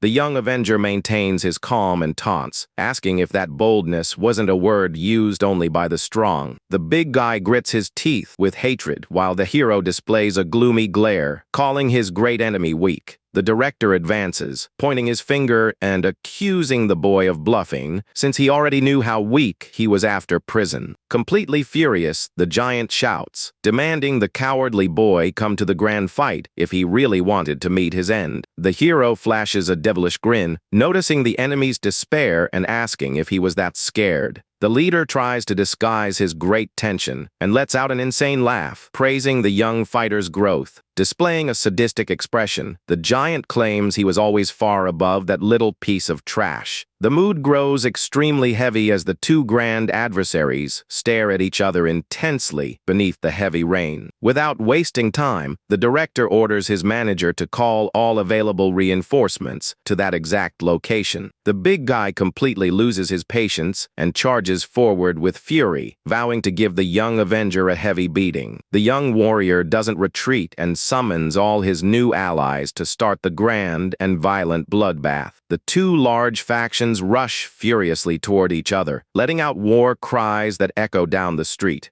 The general confrontation begins with several brutal punches being exchanged among the henchmen amidst that confusion. Violent blows and powerful kicks collide, creating a scene of pure chaos among the dangerous rival criminals. The battle's brute strength intensifies, and one of the henchmen is hurled brutally through the air after taking a blow. A devastating kick hits an enemy's face directly, proving the total lack of mercy in that clash. The fighters demonstrate great agility, distributing heavy blows and knocking down adversaries on all sides. The combat turns extremely dirty, with the henchmen using heavy objects to smash their rivals' heads. An immense amount of red splashes through the air, coloring the rain and confirming the lethality of all the attacks. Agonizing screams echo through the battlefield as the men suffer deep injuries amidst the brawl. The violent gang war turns into a true massacre, with bloody bodies falling across the asphalt. The enemy clan manager shouts orders to his subordinates, demanding they show the group's true power. The bald scammer attacks furiously with a blade, warning they were fools to invade that dangerous neighborhood. The manager displays quick reflexes and counterattacks with a brutal blow that hits the bald man's chin squarely on the spot. At the center of the battle, the giant director grits his bloody teeth and plants his feet firmly on the ground for a heavy strike. The big guy crushes an enemy with fury, shouting that the clan was only going easy on that territory until now. Sharp blades slash the henchmen's faces in swift movements, filled with entirely killer intentions. Chaos spreads rapidly, and several men are knocked down brutally, forming red pools all over the floor. The rain keeps falling heavily over the trucks blocking the street, isolating the bloodshed from the grand city. The giant's heavy footsteps crush the fallen enemies without mercy across the wet floor of that dark street. The leader walks menacingly over the defeated men, totally ignoring the groans of pain beneath his boots. The young Avenger can't wait any longer and roars his target's name, making the big guy react with immense fury. The feared director responds in kind, shouting the young hero's name with a totally uncontrollable thirst for red. The two warriors collide violently in the middle of the street, unleashing absurdly devastating punches at the same time. The expressions of both fighters reflect pure fury as they apply all their immense strength in the grand clash. The director proves his initial superiority and manages to land a crushing punch straight onto the young hero's face. The brutal impact hurls the boy's head backward, making him spit a large amount of red on the spot. The big guy curses the young warrior with pure hatred, while the protagonist advances, focused on returning the heavy blows. The impact of the grand clash creates a shockwave through the air, showing both grand fighters immense physical strength. The giant flashes a sadistic smile and states with great arrogance that he had already finished evaluating the boy's power. A crushing punch hits the hero's stomach, while the villain boasts about having doubled his strength throughout all those years. The hero coughs up a lot of blood as his opponent's powerful attack leaves him quite weakened in the battle. The giant mocks the situation, asking why there is so much arrogance in front of an infinitely stronger opponent. The villain brutally grabs the young Avenger's hair, demanding an immediate answer to his provocation. He lifts the hero and shouts that the young man should finally understand that he was nothing more than a nobody in that underworld. Suddenly, the big guy's eyes widen in complete surprise as he feels an unexpected reaction from the young warrior. The hero firmly grabs the attacker's hand, swearing that the coward talked too much for someone who was already about to pass away. The sound of breaking bones echoes through the place, making the giant scream in pure agony as his hand is ruthlessly crushed. Overruling with hatred, the director grinds his teeth and swears to take down the young Avenger once and for all under that reign. The two return to trading extremely heavy blows in a confrontation that sends rainwater splashing everywhere. Even while receiving violent attacks, the protagonist bravely resists, wanting to see who would actually fall lifeless first. The hero's gaze shines brightly as he focuses all his remaining energy to manage to turn the fight in his favor. He adjusts his combat stance, sliding his feet across the wet floor to prepare a totally decisive move. With an extremely precise punch, the hero violently strikes the giant's leg, making his bones snap.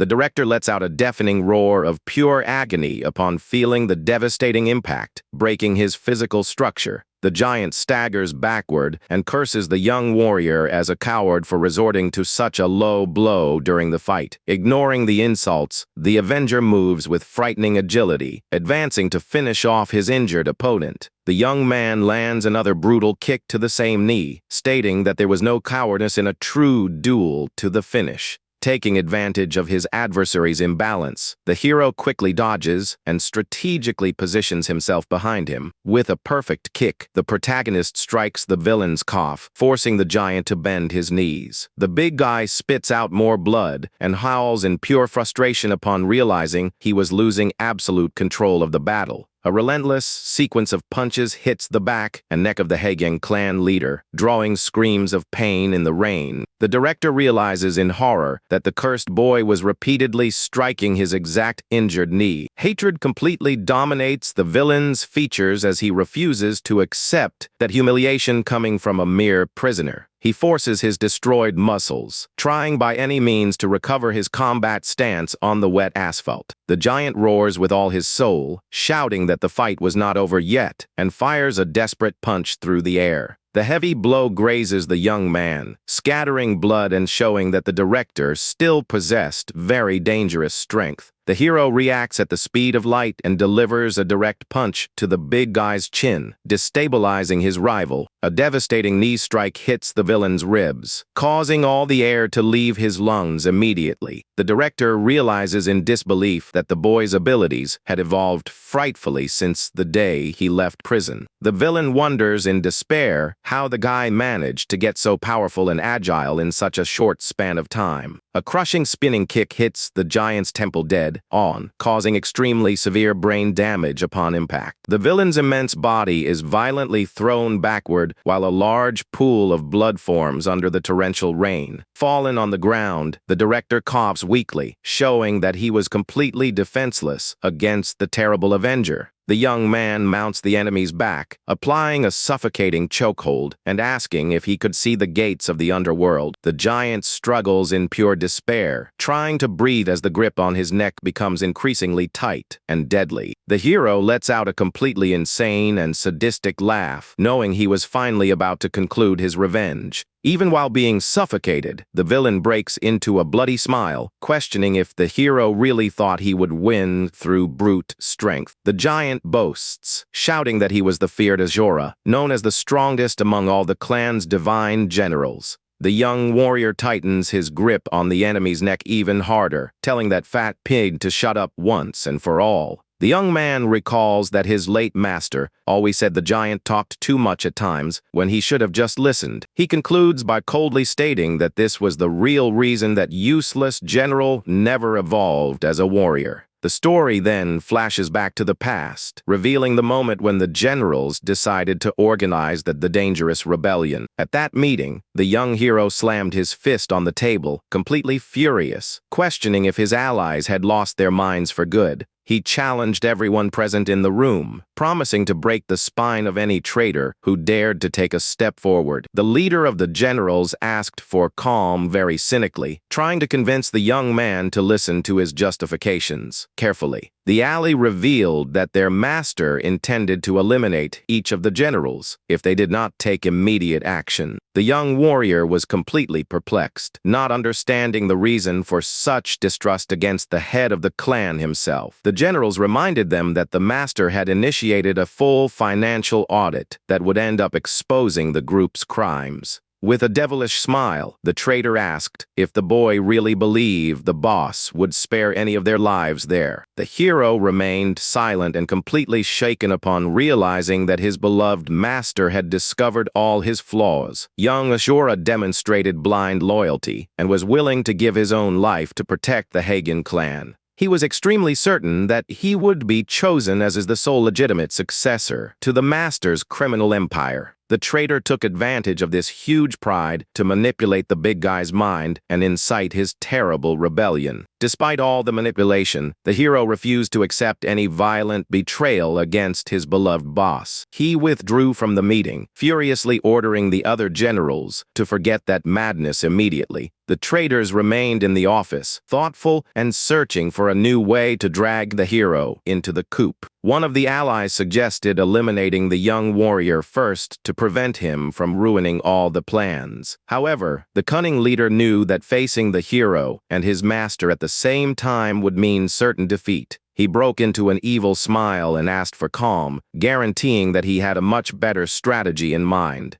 The traitor laughed aloud, stating that the warrior just needed to discover the master's true intentions for him to break down. The young hero walked hurriedly through the corridors, determined to reveal that entire conspiracy to his boss. Upon approaching the main office, he stopped in front of the wooden door, preparing to enter. He hesitated for a brief moment upon hearing voices coming from inside the office and decided to listen from hiding. Young Yaksha was in there venting and telling the master that he did not feel suited for that criminal life. The head of the clan asked the reason for that sadness, wanting to understand what had happened on his last mission. The young man reported that he cried a lot upon seeing the small daughter of one of his victims, suffering in despair over the debts. The master lamented the cruelty of the other generals, while the boy apologized for feeling so weak. The young man's eyes widened in surprise upon hearing his master state that the life of a mobster was something very fragile. The boss explained that people considered them strong, but in truth they only had their fists to try to survive. He highlighted that extorting vulnerable and innocent people would be the most cowardly and pathetic attitude they could take. The master advised the boy not to be excessively good or bad, but rather to always strive to act fairly and correctly.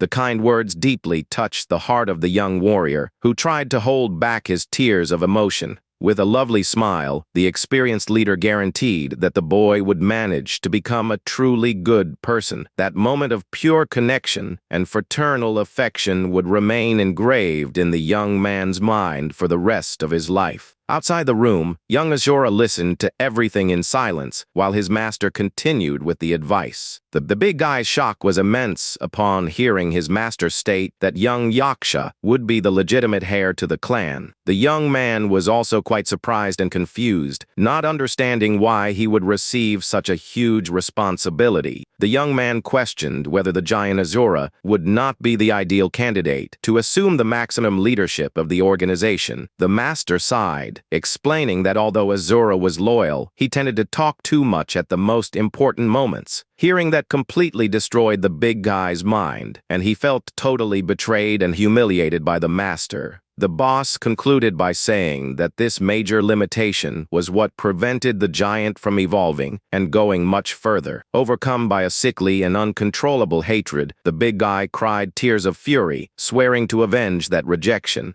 Back in combat, the giant reveals that on that day, his great admiration turned into a mortal and toxic hatred. He confesses that he spent the last 10 years of his life planning the tragic death of his young and hated rival. With a deafening scream, the giant tries to free himself from the chokehold, refusing to lose to his archenemy. Gathering all his brutal strength, the villain hurls the young man against the ground, swearing he would break his spine on the spot. The young warrior suffers a violent impact and lets out a groan of pain upon hitting his back on the wet asphalt.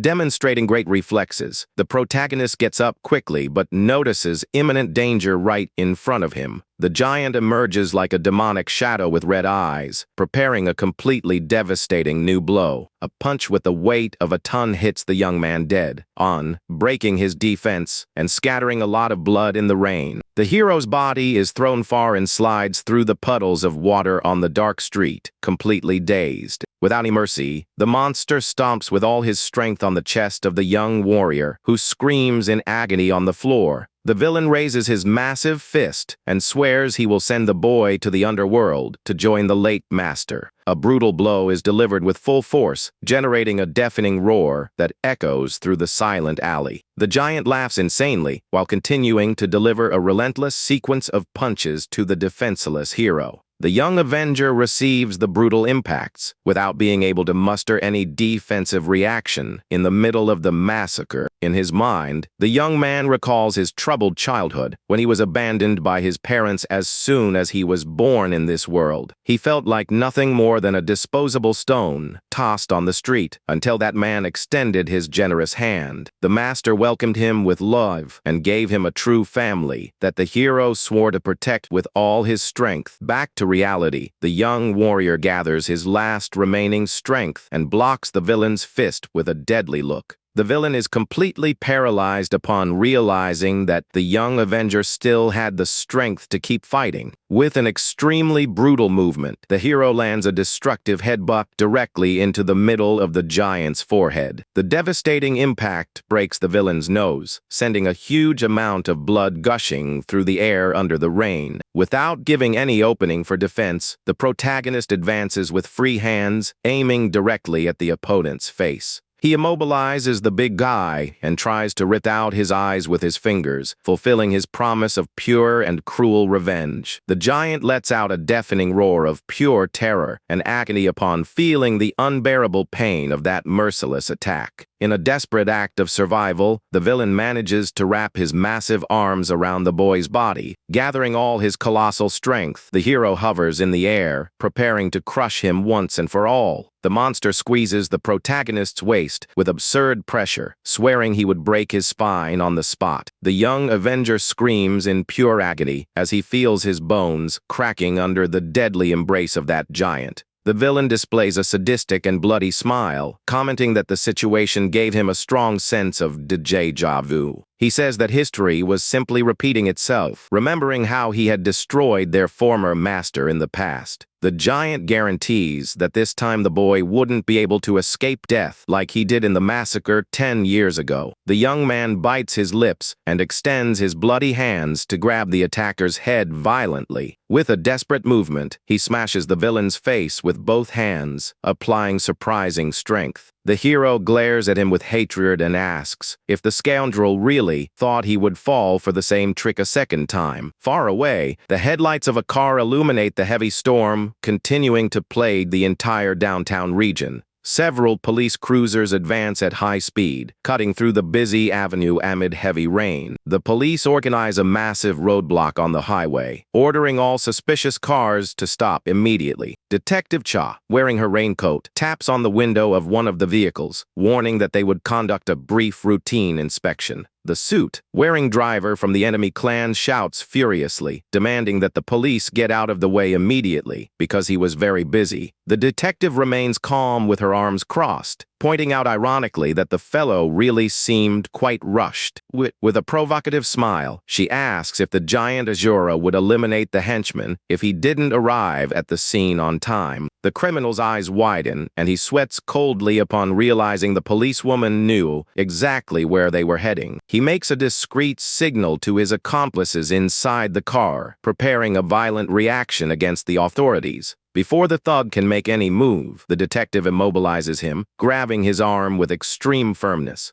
The henchmen in suits draw their sharp daggers, ready to attack the police team in the middle of that commotion. However, the officers act quickly and point their pistols, announcing that everyone was under arrest for illegal possession of weapons. One of the clan's leaders climbs out through the vehicle's sunroof, shouting angrily at the audacity of the local authorities. The sound of a gunshot echoes down the avenue, grazing the armed criminal, who lets out an immediate cry of pain. The barrel of the police pistol releases smoke in the rain, showing they would not hesitate to pull the trigger if necessary. The beautiful detective points her firearm with determination, confirming that they were from the National Investigative Agency. With an extremely serious look, she warns the mobsters that her agents would shoot without mercy if there was any resistance. The Hagen clan's henchmen are handcuffed and dragged by the officers beneath a heavy, torrential rain. The officers shout warnings that anyone who tried to resist or escape would end up being shot right there on the street.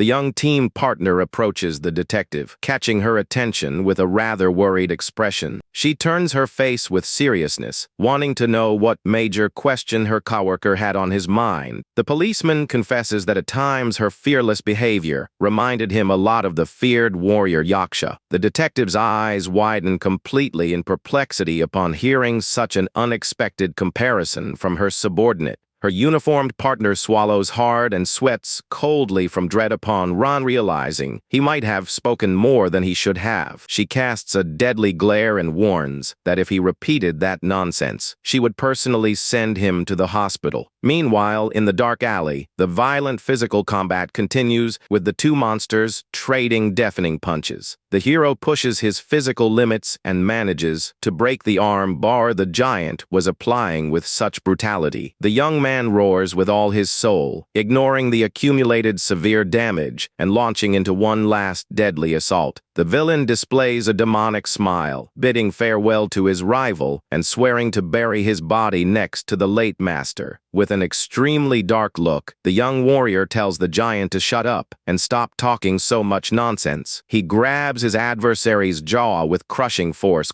if the idiot thought the fight would end like that. The sound of teeth and bones shattering echoes through the alley while the villain screams in extreme agony under the rain. The hero manages to lift the giant's colossal body and hurls it with monstrous fury against the stone ground. The villain's skull collides violently against the asphalt, marking the definitive end of that terrible combat. The hero immobilizes the villain's head with his bare hands, displaying red eyes of pure murderous fury. The giant screams in pure agony and curses the boy as crazy upon feeling the immense, crushing pressure on his skull. With a devilish smile and covered in blood, the hero lets out a deafening roar, applying even more force. The heavy storm continues to punish the dark streets of the neighborhood, totally isolating the location of that battle. In front of a discreet building, the authorities' vehicle remains parked under the completely cloudy sky. A guard asks Commissioner Min Sung-hoon to be very careful when getting out of the car in that hostile environment. The experienced officer walks with firm steps toward the establishment, ignoring the heavy torrential rain. He enters a traditional Japanese restaurant and comes face to face with the sushi chef preparing dishes at the counter. The employee calmly warns that the guest was already waiting for him in the reserved room, and the officer thanks him for the information. Min Sung-hoon proceeds down the silent corridor of the place with a very serious and thoughtful posture regarding the meeting. He slides the wooden door open, revealing the presence of the influential political figure sitting at the dining table. Influential lawmaker Han Mong-soo welcomes him with a friendly smile, commenting on the commissioner's long journey. The two settle into the sophisticated environment, and the politician offers a hot drink to welcome his colleague. He pours a cup of sake, stating that the drink was perfect for calming nerves on cold and rainy nights. They toast quietly, kicking off a secret business conversation that was extremely dangerous for the country. The commissioner reveals he learned through Yuhan, saying that the lawmaker had been very busy with confidential matters. Politician changes the subject and questions why the officer authorized the release of that terrible monster from prison. The lawmaker stares at his partner with distrust, trying to understand what the real objective behind that release was. Min Sung-hoon grips his cup firmly and calls out to the lawmaker to try explaining his risky strategy. He asks the politician what he really thought those violent gangsters meant to society. The commissioner states that the mobsters were like treacherous hyenas ready to devour the lion as soon as it showed weakness. He questions how the government could trust and do important business with such dangerous and dishonest creatures. The commissioner lowers his head thoughtfully in the face of the gravity and coldness of his own accusations against the Haegang clan. The politician in a suit listens to everything with a dark expression, maintaining silence while analyzing the officer's stance. The lawmaker smiles mockingly, claiming he listened attentively to that opinion based on 30 years of police service. The commissioner is confused and quite apprehensive about the ironic and totally unexpected reaction of the influential politician. The politician asks directly if the commissioner really believed he was the feared lion of that complex situation. He reveals cruelly that to him, both the criminals and the police themselves were nothing more than cheap and useless hyenas. The humiliation makes the officer tremble with internal rage and clench his fists with all his strength under the dining table. The politician coldly orders the commissioner to quietly retire as soon as his term ends in 6 months. He guarantees that if the officer obeys and causes no trouble, he will receive a generous and very peaceful retirement. The commissioner bites his own lips with such fury that a drop of blood begins to trickle down his chin. The commissioner stares at the lawmaker with great firmness and warns that unfortunately he could not accept that abusive proposal. He states with conviction that he refused to bow his head to a corrupt politician and retire in such a humiliating way. The officer reveals that he possesses indisputable evidence of billions in illegal political funds received from the dangerous mafia clan. A deadly silence takes over the room as the two men stare at each other in an extremely tense and challenging manner. The politician smiles cynically again, stating that the policeman had finally crossed a line he should not have passed. He lets out a loud laugh, commenting on how the greed of a retired old officer could be something pathetic and dangerous. Suddenly, Leader Yuhan Sang bursts into the reserved room, leaving the commissioner completely shocked by his presence. The commissioner shouts furiously at the criminal's insolence, while the villain approaches completely calmly. The traitor flashes a mocking smile and asks ironically why the officer was glaring at him with so much hatred. The officer accuses the criminal leader of having lost touch with reality because of that influential politician's protection. The traitor approaches and makes a veiled threat against the commissioner's wife, making the officer tremble inwardly with dread. The experienced policeman's fist trembles uncontrollably with fear and anger in the face of the faction's terrible blackmail. The officer tries to show courage against the threats, but the villain scoffs, stating that men usually discard their wives. However, the mafia leader plays his final card and questions the officer about the fate of his only beloved daughter. The villain displays photos of the girl studying abroad, revealing that her current boyfriend was actually an undercover clan agent. The corrupt politician concludes the blackmail by warning that a single message was enough to end the innocent young woman's life. The commissioner is completely paralyzed with terror upon realizing that his beloved daughter's life was in the hands of those monsters. With no option to fight back, the officer is forced to accept silent defeat while the villains celebrate their victory. The commissioner explodes into uncontrollable fury and yells at the traitor because of that cowardly blackmail. Back to the battle, the injured giant roars Kang Min's name and advances with a fist loaded with pure hatred in the rain. He swears that even if he died, he would take the young Avenger down to the underworld with him, delivering a heavy blow. The protagonist staggers for an instant, feeling extreme exhaustion and the accumulation of severe injuries across his body. He realizes his body is at its limit and that a single well-placed punch from his adversary could mean his end. The giant delivers a violent cross punch, but the young man demonstrates great reflexes and manages to duck in time. Taking advantage of the huge opening, the hero channels all his strength and lands a destructive punch to the rival's ribs. The sound of breaking bones echoes through the alley, showing that the villain's ribs were completely pulverized. The big guy lets out an agonizing groan of pain while spitting out a lot of blood under the heavy torrential storm. The young warrior takes advantage of the opening and delivers a massive blow that hits the opponent's side dead on.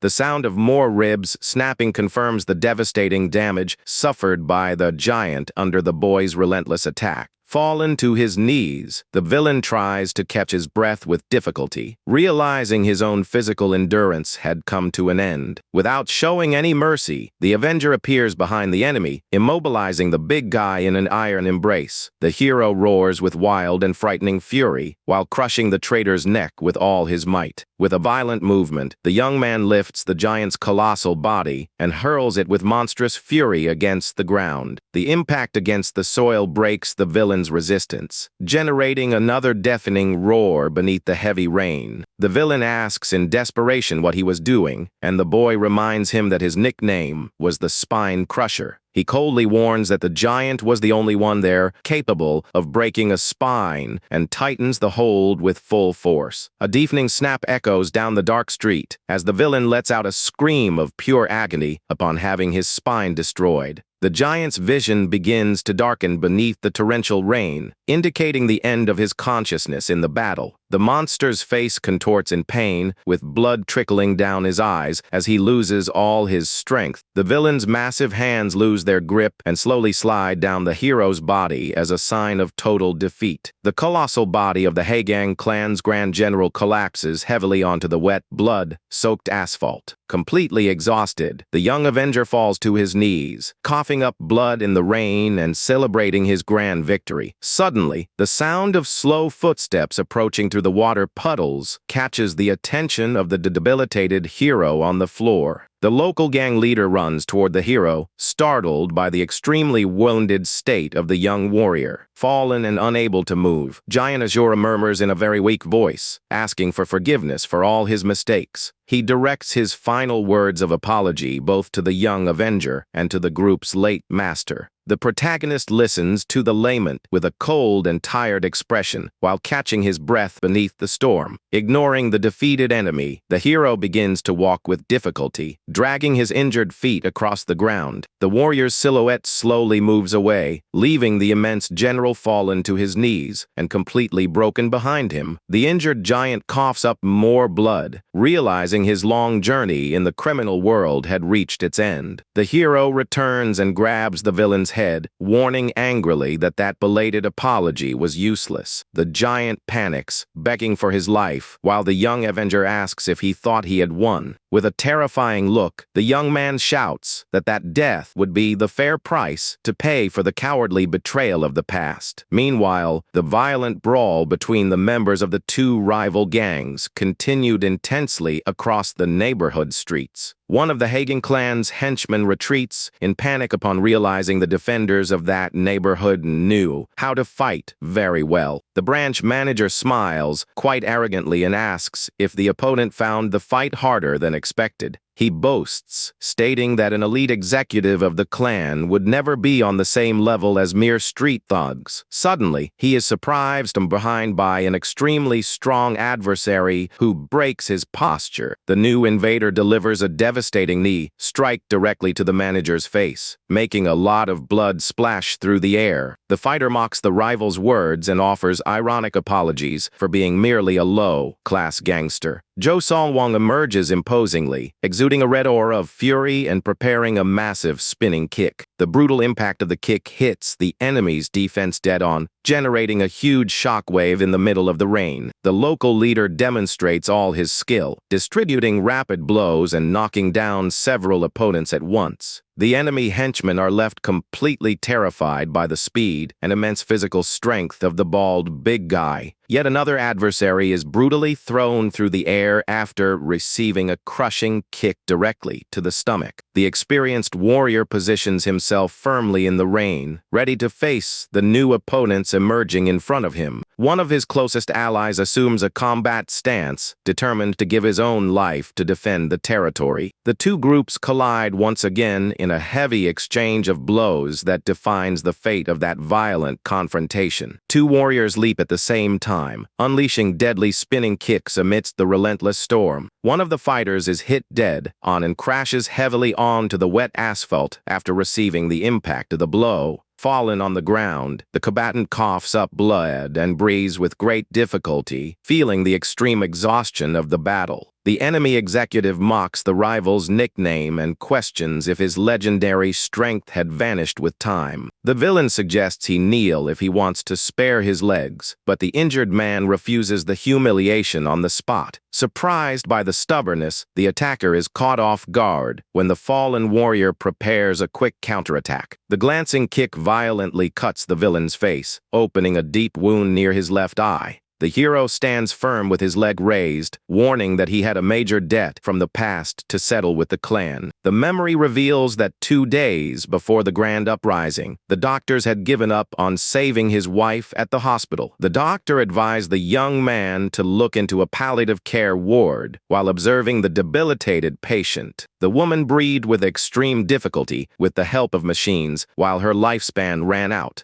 Desperate and without money for the treatment, the young warrior cried in pure anguish beside the hospital bed. He implored the doctors to perform the emergency surgery, even without having a way to pay for the procedure. However, the hospital refused the request, remembering that he had already accumulated $1 million debt from previous treatments. Clenching his pants, he promised to gather all the money needed to clear the bills that week. The doctor explained that the rules were strict and that no new surgery would be scheduled without payment of the fees. Upon seeing the professional walk away, the young man remained completely alone and without options to save his family. He held the woman's trembling hands and apologized, crying for failing to provide a better life for her. Suddenly, the young man heard footsteps and startled upon realizing someone had quietly entered the room. The treacherous Yu-Han Sang appeared at the door, questioning why young Yaksha was not helping his subordinate. He took the opportunity to defame the boy's master, stating with disdain that the boss never cared about his allies. The villain questioned the reason for so much loyalty to a boss who simply ignored the suffering of his men.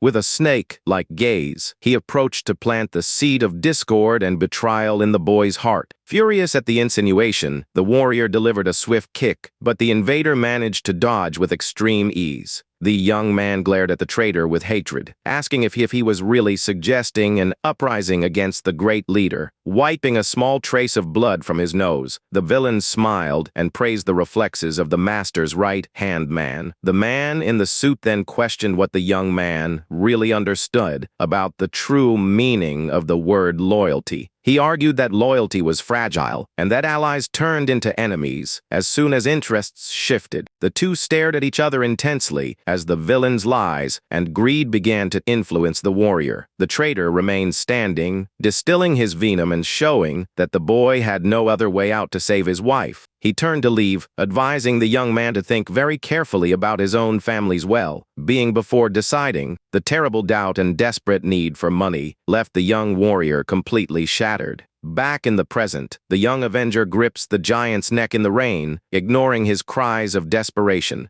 A phone call reveals that the enemy clan already knew about the impending armed rebellion of the traitorous generals. The ally on the phone begged him to buy time by holding off the enemies until his return from the trip. But the young man remained motionless, crying with regret upon realizing the terrible consequences of his great betrayal. In the current battle, the suffocated giant desperately begs for mercy beneath the torrential rain of the alley. With a cold look, the young warrior warns that life was made of pain and that the villain would simply have to endure his end. Suddenly, Detective Che emerges in the alley, shouting for the Avenger to stop the attack immediately. The policewoman runs toward the two, arguing that the villain was already completely finished and defeated. She pleads with outstretched hands for the boy not to commit murder under that heavy rain. With his eyes glowing red, the young man reveals that his heart had been crying tears of blood for 10 years. Without listening to the authorities' plea, the hero delivers the final blow, breaking the giant's neck with a dry snap. The villain lets out one last agonizing breath while blood gushes, confirming the conclusion of that terrible revenge. The head of the Haegang clan's immense general falls lifeless onto the wet asphalt, decreeing the end of his crime-filled journey. The authorities observe the scene in silence, completely shocked by the hero's coldness and unshakable brutality. The giant's body remains sprawled in the pool of blood, while the rain washes away the traces of that violent combat. The young man lifts his face to the dark sky, feeling the weight of that revenge that had finally been realized. He lets out a deafening roar of pure agony and relief that goes throughout the neighborhood beneath the heavy storm. Completely horrified, Detective Che screams the boy's name, accusing the Avenger of being a cursed, crazy bastard. The dark clouds cover the sky over the Dara market, indicating that a new climate of terror is about to begin. In the courtyard, Kangmin's men keep an enemy director immobilized on a table under the group's watchful gaze. The suit-wearing man kneeling on the ground groans in dread while being held with extreme force by the henchman. Sitting imposingly, Kangmin coldly asks if the prisoner will remain loyal to the former clan. The executive screams with hatred, stating that a leader of the Haegang clan will never bow his head to him. The young Avenger smiles ironically, saying that is precisely the kind of courage the clan needs. He concludes that because of that audacity, he cannot simply let him walk away without painful punishment. The man with the axe steps forward slowly while the executive asks if they think they will stay safe. Desperate, the prisoner yells that the Haegang clan will hunt down and crush every single one of them without any mercy. Irritated by the shouting, the bald executioner raises his weapon, yelling that the fellow won't shut his mouth. A deafening scream of agony echoes through the courtyard as the executive's blood splashes violently. The executioner orders them to take the man away, leaving the other prisoners completely horrified by the scene. The bald man yells to bring the next one in line, while the remaining executives tremble in pure dread. The next prisoner has his wrist tightly bound to the table to prevent him from escaping the axe blow. The man in the suit groans desperately upon feeling the pressure of the binding, knowing the terrible fate awaiting him. Kangmin maintains a cold and completely focused gaze on the prisoner, who continues struggling in panic. The young man asks if the executive also values his foolish pride more than his own wrist. The executioner raises the sharpened axe once again, ready to deliver another merciless attack. In the distance, the detective and her partner watch all that torture with very tense expressions. The partner swallows hard and asks if they shouldn't intervene to stop that madness. Detective Che replies ironically, asking why her colleague doesn't try stopping him himself if he's so sure. The agent warns angrily that if he doesn't mind losing his own hands, then he should do it alone. The policeman is left completely speechless, staring at his partner with an expression of pure shock. Suddenly, a dry and violent sound echoes through the courtyard, indicating the brutal punishment has been carried out. Kang Min asks the next executive if his pride is also more important than his life. Desperate, the prisoner yells, crying in dread and pleading to be killed right away. Executive Nahan Jun observes the scene with wide eyes, sweating coldly in the face of the Avenger's cruelty. The henchmen hold Nahan Jun, commenting calmly that he is finally the last prisoner of the day. The man is shoved against the table, which is already completely stained with the other's blood. The strong smell of blood makes the executive sweat with panic upon realizing his time has come. Kang Min calls him by name, catching the attention of the man who remains trembling before the table. The young man asks if he will also try to protect his foolish pride like the other directors did. Nahan Jun stutters in complete panic, unable to formulate a decent response to save his skin. The young Avenger makes a hand gesture, calmly ordering them to rip his arm off right now. The executioner smiles sadistically, raising the axe, but Kang Min suddenly tells him to wait an instant. Desperate, Nahan Jun begins to yell, asking for time before the sharpened blade strikes his wrist. He screams frantically for everyone to stay still, while the executioner hesitates with the weapon in the air. Kang Min asks with disdain if the man prefers to have his skull cracked in half instead of losing his hand. The coward cries in despair, demanding the henchmen get their hands off him immediately. The young man delivers a light slap to the noisy prisoner's face, so he would finally shut up. The man groans softly, trembling with fear after the slap, realizing there is no escape for him there. Kang Min grips his face firmly and gives a frightening order for him to speak clearly. With a terrifying expression, the young man demands to know whether he will choose foolish pride or his hand. The executive cries profusely, pleading for his life and promising to serve the young man as his boss. The hero smiles sadistically, asking if he will cooperate to take over the region Asura commanded. Kang Min stands up confidently and calls his henchmen to invade Yeongdongpo together with Nahan Jun. The allies bow respectfully, responding in unison that they will go prepare things for the invasion. Detective of Chow watches the warrior walk past her with an expression of extreme concern on her face. She confronts him, looking straight into his eyes, trying to understand what that monster plans to do. The policewoman displays a very tense look and asks directly where on earth he was trying to go. Kang Min thinks aloud, wondering where he should go next while a strong red aura envelopes him. The detective realizes everything is wrong and that her superior made a terrible error in judgment from the start. She realizes that Kang Min is not someone they can tame because that man is a true wild beast. The policewoman concludes that they need to cage that beast before its relentless fangs devour them completely. Early in the morning, the large building of the National Investigations headquarters emerges under the gray sky.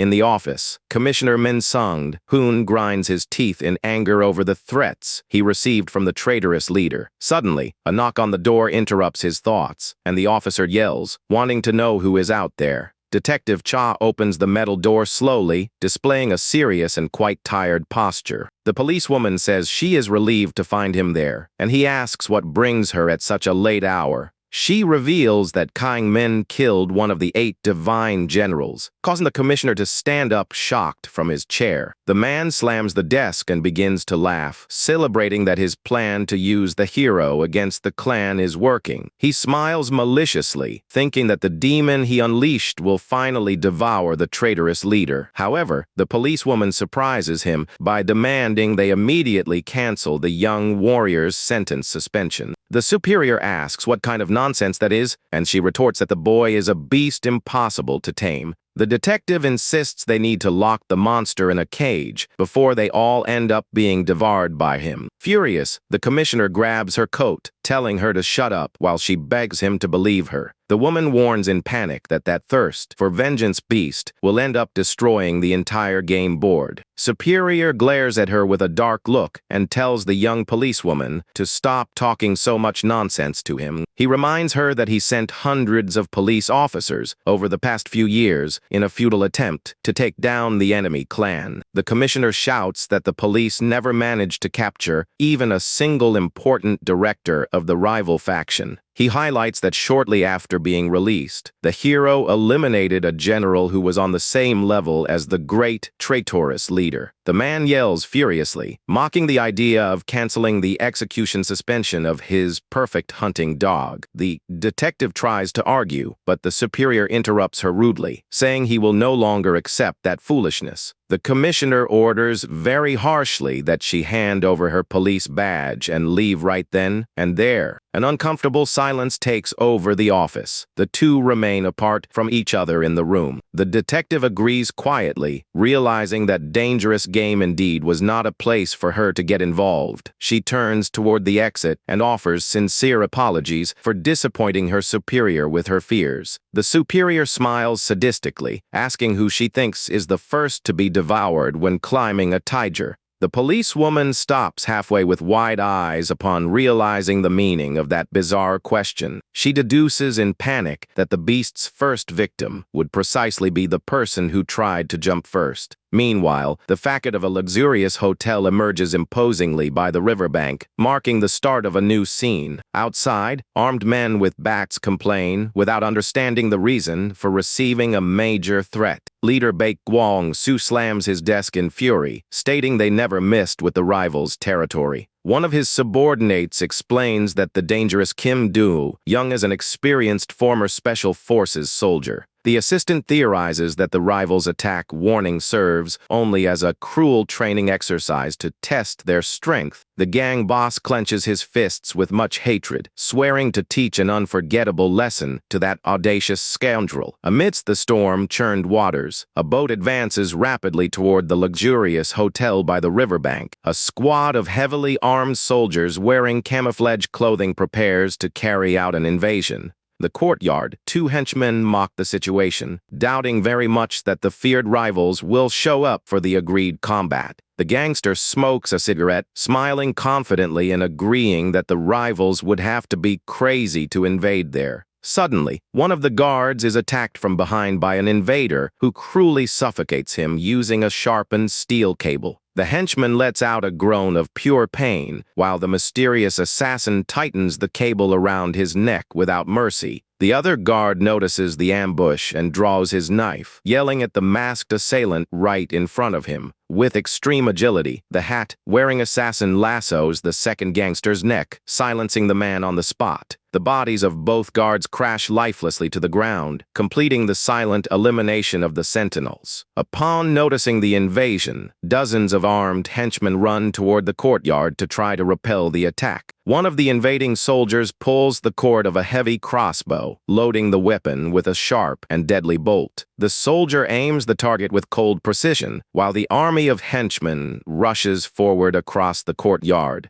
A true rain of arrows is fired, cutting through the air at high speed against the group of rival gangsters. One of the henchmen screams in pain upon being hit directly in the head by a well-placed shot and falls dead to the floor. The violent confrontation continues in the courtyard, with the camouflage soldiers massacring the gangsters without any mercy. The experienced leader with the disfigured face observes the massacre with an extremely cold and focused gaze. Inside the luxury hotel, the suited guards grip their knives, tense from the sudden invasion. Boss Baek Gwang-soo begins to sweat coldly upon hearing the sounds of battle approaching his office. Suddenly, one of the soldiers rappels down a rope right at the window behind the startled mafia leader. The invader kicks the glass, which shatters completely while the boss tries to react to the surprise attack. The mafia leader's eyes widen in complete panic, recognizing the terrible name of the invading commander. The camouflage brute lands a devastating kick to the boss's face, who spits blood from the strong impact. The remaining henchmen run furiously with their daggers, yelling at the audacious enemy who invaded the room. With agility, the invader dodges the knife strike, executing a quick movement to counterattack. A powerful kick strikes the guard's stomach, hurling him with violence against the office furniture. The hat-wearing warrior immobilizes the other gangster by the neck in a relentless and very frightening manner. The man screams desperately in pain upon realizing he is totally defenseless against that brute force. The soldier executes a crushing blow, throwing the rival's body against the wooden floor with extreme violence. The feared commander Mahoraga emerges behind yet another opponent, displaying a dark aura and red eyes. He crushes the criminal's skull with his bare hands, drawing a deafening roar of pure agony in the office. The adversary's body falls lifeless to the floor, completing the annihilation of all security in that luxury room. The invader grabs the jaw of the injured Baekwang, Su with total coldness, while the man tries to breathe in desperation. With a dry and merciless movement, the commander breaks the mafia leader's neck, ending the confrontation once and for all. He drops the corpse onto the rug, commenting with disdain that weak fight didn't even serve as a good warm-up. The luxury hotel corridor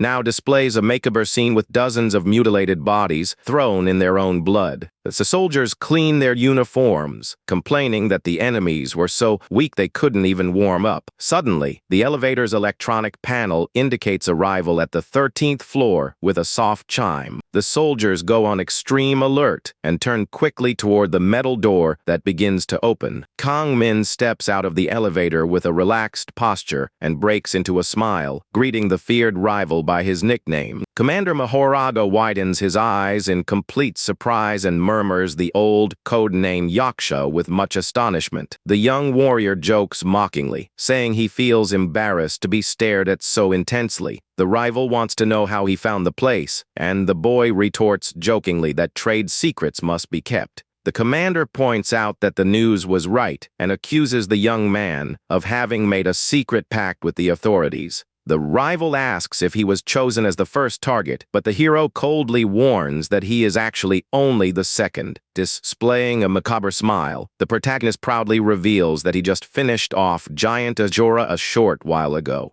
The commander and his soldiers recoil in shock, unable to believe the death of the clan's most resilient general. Mahoraga confirms that if the youth indeed defeated that monster, then he earned the right to face him in a duel. The boy cracks an ironic smile, offering apologies and clarifying that he didn't go there with the intention of starting a fight. The hat-wearing commander is left completely confused and suspicious by the hero's peaceful and unexpected attitude. With a confident look, the young warrior warns that the real reason for his visit was to propose a major business agreement. The opponent focuses his one good eye on the boy, trying to understand what the real proposal on his mind would be. Kang Min suggests that the two join forces to carry out a surprise invasion of the rival clan's large and unprotected headquarters. The rival curses angrily, and the youth explains that by dawn the news of Asura's fall will spread across the entire city. He predicts that the traitorous leader will send all surviving generals to hunt him down immediately to contain the major advance.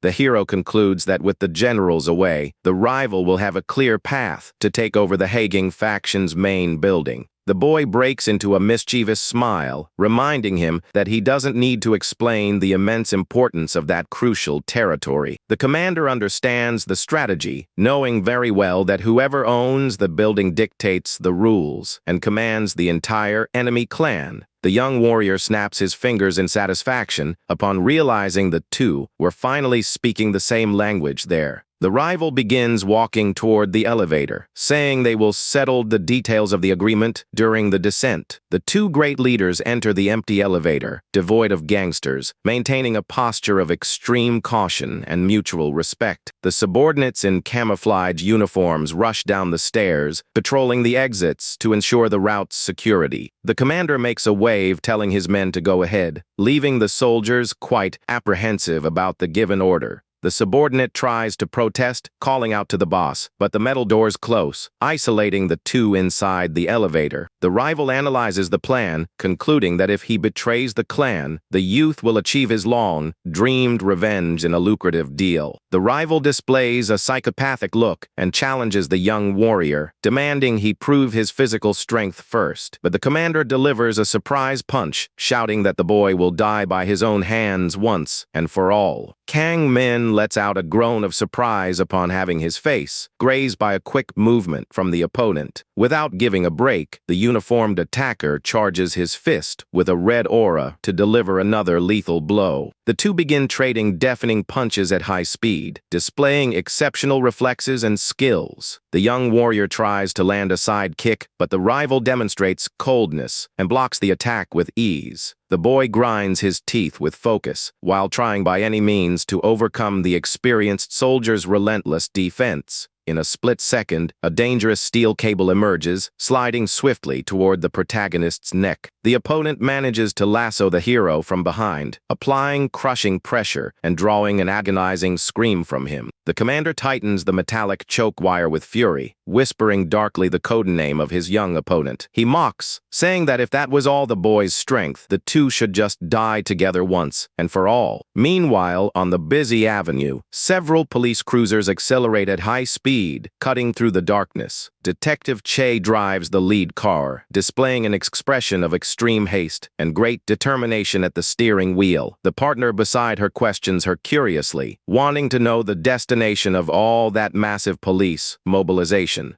The woman remains silent, keeping her eyes fixed on the dark road while ignoring her colleague's question. He shouts, trying to get her attention, but she responds angrily, demanding he shut his mouth and stay very quiet. She curses the protagonist mentally, calling him a highway thug as she steps even harder on the accelerator. 3 hours before that, a luxury car had parked in front of the clan's branch headquarters in the Yeongdongpo region. A determined hand opens the vehicle's door, revealing the arrival of a mysterious figure to resolve the situation. Commissioner Min appears in the memory, furiously ordering the detective to provide total cover for the young warrior. Detective Cha recalls the tense moments, observing the lights of the immense commercial buildings under the night sky. She walks hurriedly toward the building's entrance, cursing softly for having to deal with that massive mess. Suddenly, the woman freezes at the doorway, lets out a gasp of pure shock at the scene before her eyes. The main corridor is littered with fallen henchmen groaning in pain amid pools of blood across the stone floor. She walks frightened among the bodies, wondering if the boy really broke the bones of every single henchman in the place. The policewoman extends trembling hands and opens the heavy wooden double doors of the establishment's main office. Upon looking inside the luxurious office, her eyes widen completely in astonishment at the unusual situation. Dozens of important clan executives are all kneeling submissively on the rug of the grand meeting room. The defeated and heavily injured men scream in pure agony while begging for their lives and clutching their severe wounds.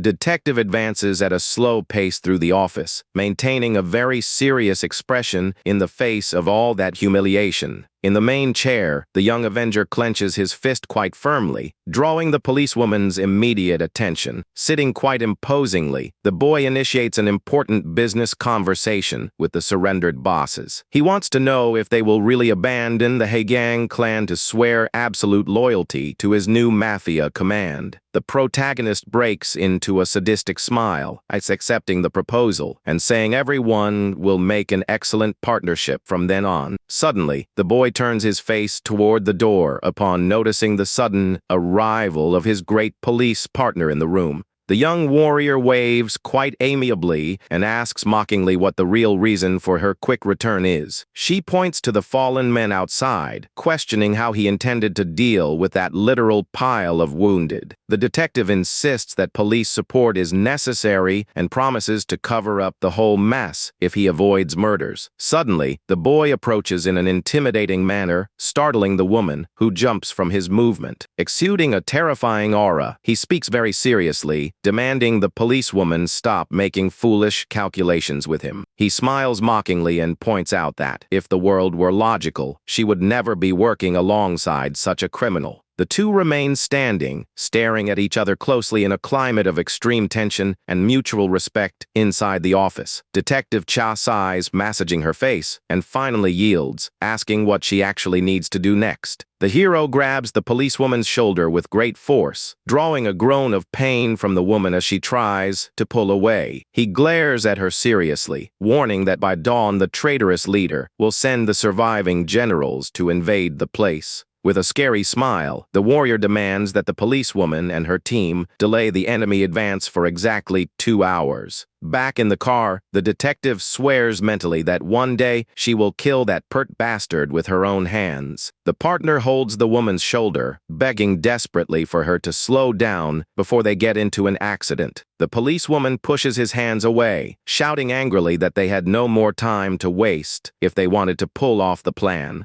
The young team partner's eyes widen, sweating coldly and becoming completely terrified by his leader's madness. The police cruiser's radio begins to crackle, informing that the tracked vehicle entered the Yeongdongpo intersection. The detective breaks into an ironic smile, exclaiming excitedly that the timing to intercept the enemy was perfect. Right behind her car, dozens of black police vehicles advance in tactical formation down the dark avenue. Inside a clan vehicle, leader Yu Han Sang remains seated in the backseat with his arms crossed. The villain bites his lips in fury upon realizing the hero's great audacity in seizing the Yeongdongpo district by surprise. The driver reports that the other 3 surviving generals of the mafia group are already on their way to that location. The leader flashes a sadistic smile, predicting that the other generals will indeed come knowing of the rival's imminent danger. The villain in the suit orders the driver to accelerate the vehicle because he intended to settle that big fight quickly. Suddenly, car tires screech on the asphalt as police cruisers block the passage of the intersection. A violent collision happens when the authorities' vehicle slams dead on into the side of the enemy clan's car. With the massive impact, the vehicles begin to flip and skidded dangerously in the middle of that deserted avenue. Glass shards and pieces of metal fly through the air, indicating an extremely brutal and dangerous accident.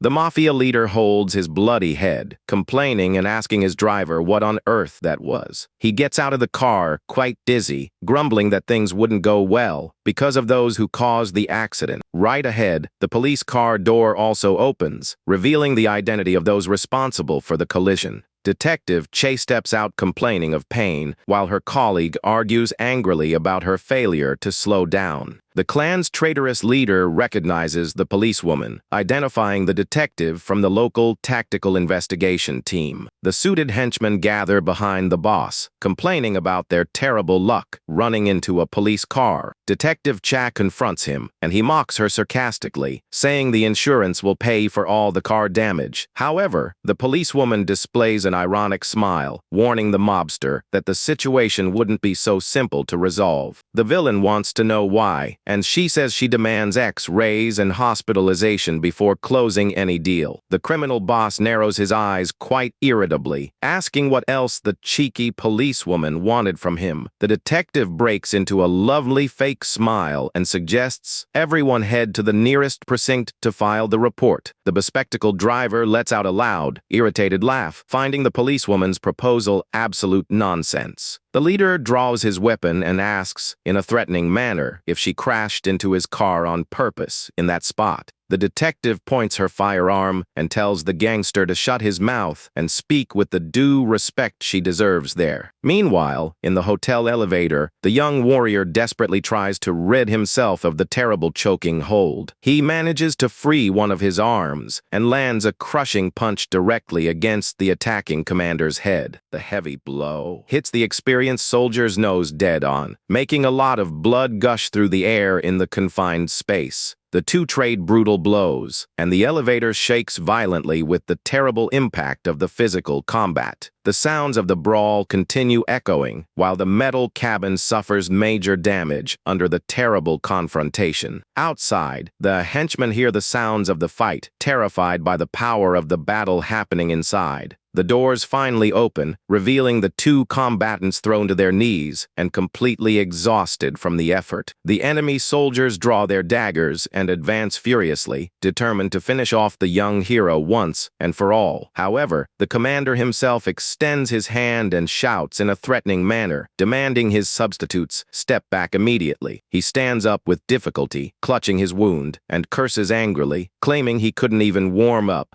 The commander extends his hand and states that the youth passed the test, and now the two could kick off the secret plan. The protagonist smiles confidently, praising the rival for knowing how to recognize a good business deal when he saw one. Back on the avenue, the detective and her officers maintain a massive roadblock of cruisers, cornering the enemy faction. The villain smiles macabrely, deducing that she was actually just a guard dog serving the old commissioner. The policewoman takes a step back and grows quite tense upon realizing the enemy leader knew all her secret moves. She tries to disguise her deep concern by keeping her pistol aimed and demanding he stop talking nonsense. Without any patience, leader Yuhan sang rowers, ordering all his men to rush forward and eliminate the policewoman. The young partner tries to hold the woman's arm while she yells, asking if the mobsters wanted to die there. The sound of a gunshot echoes down the avenue, grazing the leg of a henchman who falls screaming in pain on the hard ground. The officers act quickly and fire repeatedly, hitting the legs of several criminals in the middle of the wet asphalt.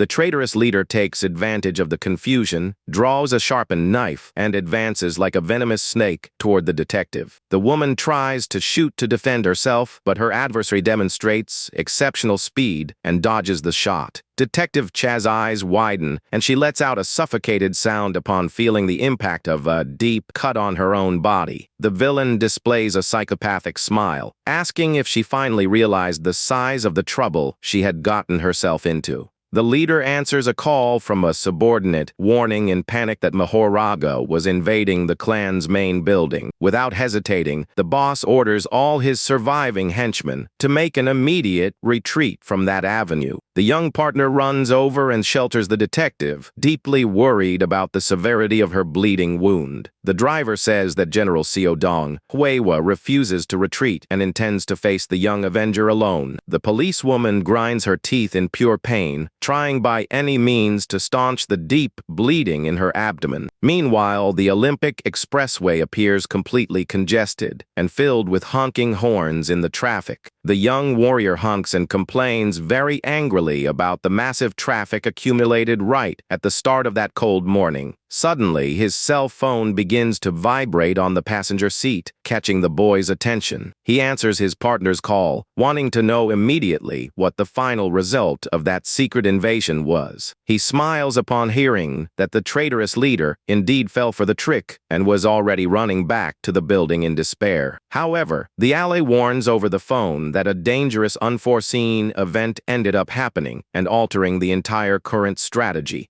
Enemy General Seodong decided to invade the Yeongdampo district by surprise in search of pure destruction. The young Avenger's eyes widen in extreme anger upon hearing that the insane general was acting on his own. He grips the car's steering wheel with much rage, aware that that situation went far beyond a mere foolish, unforeseen event. The warrior tries to carve a path, shouting desperately because he knew his territory would be totally destroyed. A flashback takes us 10 years back into the past, revealing the boy's arrival at an important city hotel. The boy extends his hand and hands over an important brown envelope, saying their master sent it to be delivered. General Seodong Hwa opens the document with a sadistic smile, curious to know the month's targets for his territory. He tosses the papers up with disdain, mocking and complaining about the financial demands the boss had made. The general narrows his eyes and focuses his dark gaze on young Yaksha, who remains standing in a very serious manner. The villain provokes him, but the boy maintains his respect, pretending not to care and turning quickly to leave. However, the general calls him back by his codename Yaksha, making the young warrior stop and look over his shoulder. The man breaks into a macabre smile, offering to show something extremely interesting to his little brother in the group. The boy observes him with great distrust and caution, not knowing exactly what his adversary's intention would be. The two climb up to the deserted rooftop of the luxury luxury hotel, which was completely silent and unprotected at night. The youth asks the reason for going up there at such a strange hour, but the general's silence only increases the tension. Suddenly, the boy's eyes widen in complete surprise at what he just spots right in front of him on the rooftop. He comes face to face with a crowd of henchmen and shouts, asking what on earth all those men were doing gathered there. He asks furiously if they intended to actually stage an armed coup against the grand supreme leader of the group. He clenches his fists, exuding fury, and warns in an intimidating manner that he will not forgive any act of disloyalty there. Suddenly, a heavy hand rests on the boy's shoulder, while a friendly voice calls him younger brother. The general smiles calmly, calming the boy down and thanking him for the kid's intention to try protecting him from danger. He explains that his henchmen were actually not initiating a coup,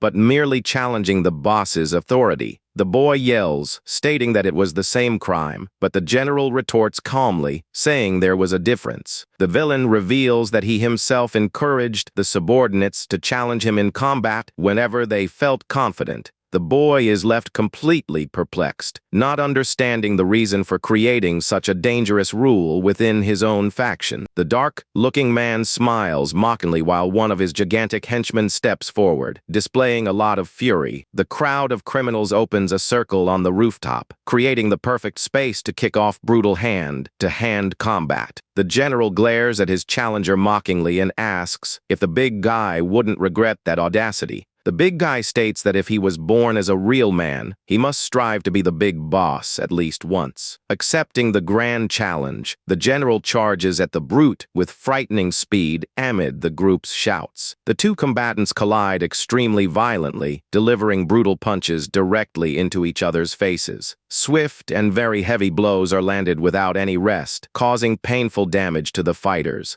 The general expertly dodges an attack and lands a devastating kick to the enormous injured challenger's ribs. The leader maintains his sadistic smile and fires a relentless sequence punches with a look of pure pleasure in the battle. The opponent spits a lot of blood after suffering a crushing punch dead on in the middle of his face and loses his physical strength. Without giving any chance of defense, the general continues punishing the big guy with superhuman attacking speed. Completely knocked out, the challenger collapses heavily to his knees on the stone floor while groaning in pure physical pain. Suddenly, the brute extends his hand and firmly grips a piece of wood tossed in the courtyard to counterattack. He screams with hatred, lifting the piece of wood with all his strength to try and strike the clan's general. With agility, the general delivers a punch and shatters the wooden lath in midair, startling the enormous opponent. Without wasting time, he prepares a crushing fist loaded with much energy to finish the physical duel. A brutal punch hits the big guy's face dead, on breaking his teeth and scattering a lot of blood through the air. The challenger collapses unconscious into the pool of blood, while the general smiles sadistically and celebrates the victory. To ensure the man doesn't get up, he delivers another destructive punch that draws one last groan of agony. The villain stomps violently on the fallen opponent's body, proving he possessed not an ounce of mercy. The challenger tries to crawl with great difficulty across the floor, coughing up a lot of blood and groaning in pure physical pain. The man begs desperately for mercy, while the general pursues him, holding a sharpened wood splinter. The villain drives the sharp object into the challenger's leg, mocking that he should have known exactly what awaited him.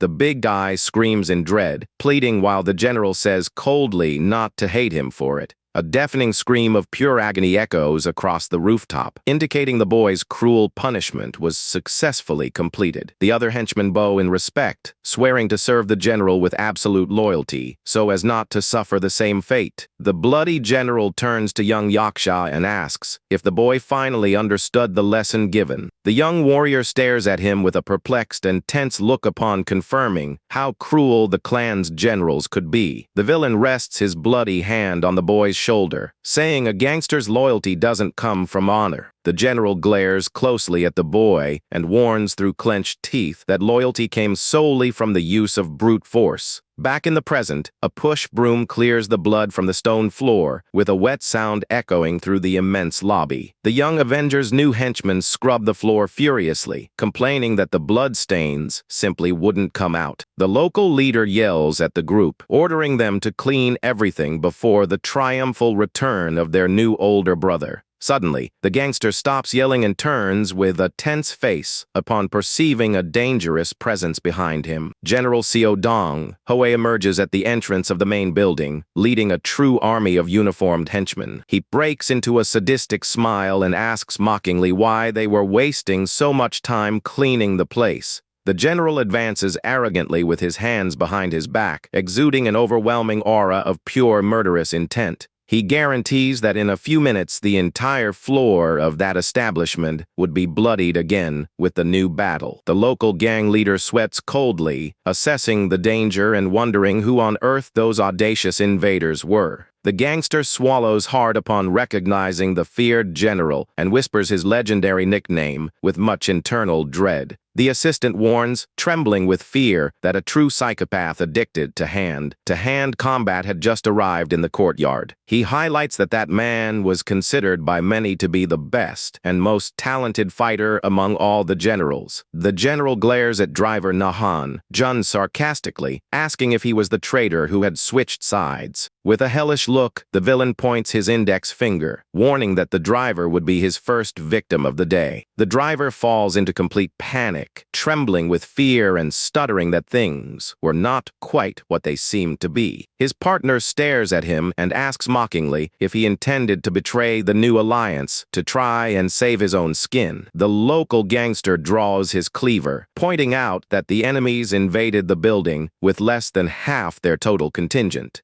The men advance, stating they saw Asura get massacred by the boss, proving the generals were nothing more than weaklings. The general grinds his teeth in pure fury upon hearing the audacity of that bunch in calling the divine generals weak. He calls out to his experienced companion, Song Beam, warning that he would personally handle the clan's traitorous driver. He points to the mob and orders the rest of his henchmen to handle the massacre of the other men in the courtyard. The trusted ally displays a deadly look and confirms the orders received with total seriousness and determination. The two major factions rush furiously toward one another, unleashing war cries that echo throughout the lobby. One of the hero's henchmen warns not to lower their guard, because the opponent was a warrior recognized by Yaksha himself. While the violent brawl begins in the courtyard, a cell phone starts vibrating in the pocket of one of the fighters. He answers Kang Min's call, who screams desperately, ordering no one to face the general head-on. The hero roars into the phone, demanding that everyone retreat immediately and just hold tight until his arrival. The assistant extends his arm desperately, trying to prevent his colleague from running toward the dangerous general. However, overcome by arrogance, the local leader advances with his cleaver, shouting that they weren't easy cowards to beat. He delivers a swift blow, but the experienced general demonstrates automated agility and dodges the attack playfully. The villain takes advantage of the opening and prepares a direct punch, asking if he knew the major problem of those who fought with knives. He roars, stating that idiot opponents tend to rely excessively on the cutting power of the weapons they carried. An absurdly heavy punch hits the local leader's face dead on, breaking his bones with superhuman force. The brutal impact causes the gangster's skull to shatter completely, finishing the combat with extreme coldness. The man spits out a huge amount of blood after being hit in a brutal fashion. Seo Dong Ha smiles sadistically and mocks the opponent for falling to the floor so easily. Yet another extremely heavy blow is delivered with fury against the already fallen adversary. The general continues the beating, demanding that Kang Min show up to fight for real. The allies plunge into despair upon realizing their partner will be killed if no one takes action. Song Guang charges at the henchmen, shouting that they are not mere extras there. One of the criminals screams in pain upon receiving a strong impact directly to his face.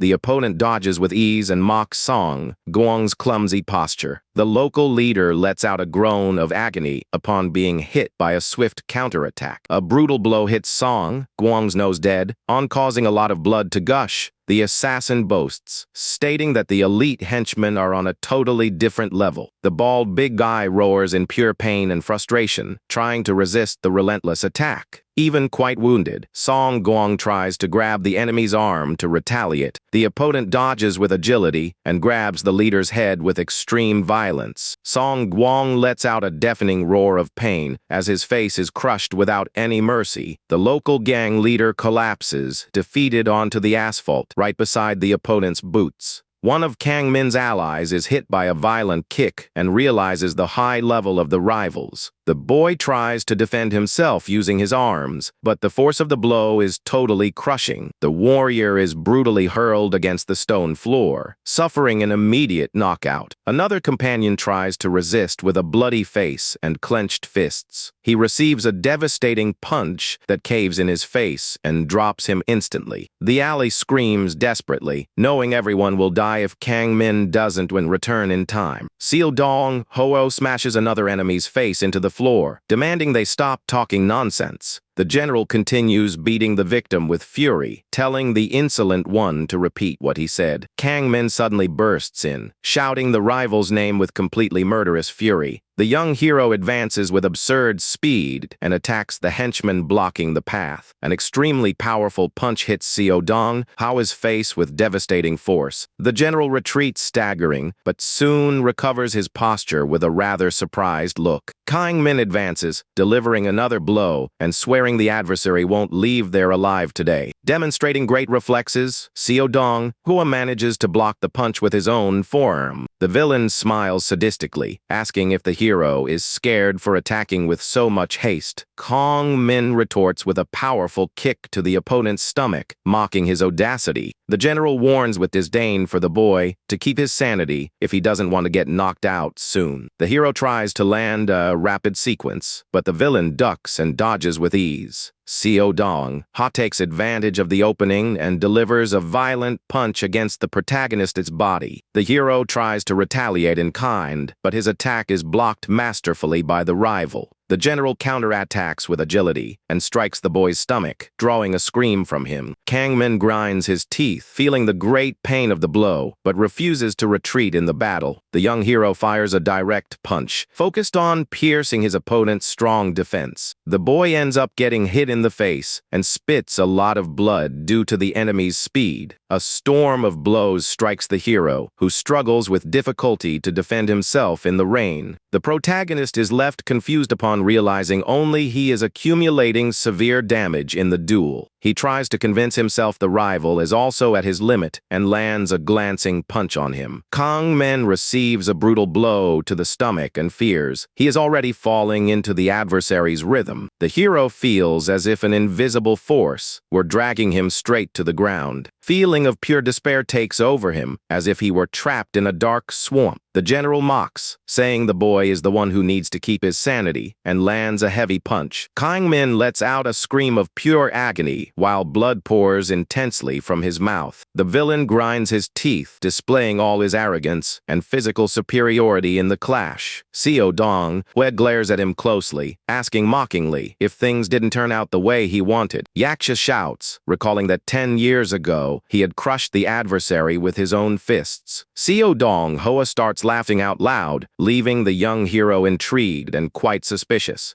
The villain reveals with mockery that in truth he had taken it very easy in the past duel. A memory shows the day of the hero's imprisonment, when he tried desperately to climb the stairs. Yaksha delivered a swift punch against the general, who didn't seem to care much about the attack. Even while receiving the blow, the villain merely smiled mockingly, showing the attack caused no damage. The hero realizes that strange feeling that the blows weren't reaching the rival was entirely real. The general states that it was he who allowed the boy to escape alive from that terrible massacre. Yaksha realizes the mismatch he felt back then indeed made total sense. Back in the present, Seo Dong Ho moves with frightening agility, preparing a new blow. A brutal punch hits the hero dead on in the face, making him let out a painful groan of agony. The villain continues his swift onslaught, delivering rapid attacks that graze the boy. Kang Min observes the opponent's fists, sweating coldly upon noticing the great precision of his movements.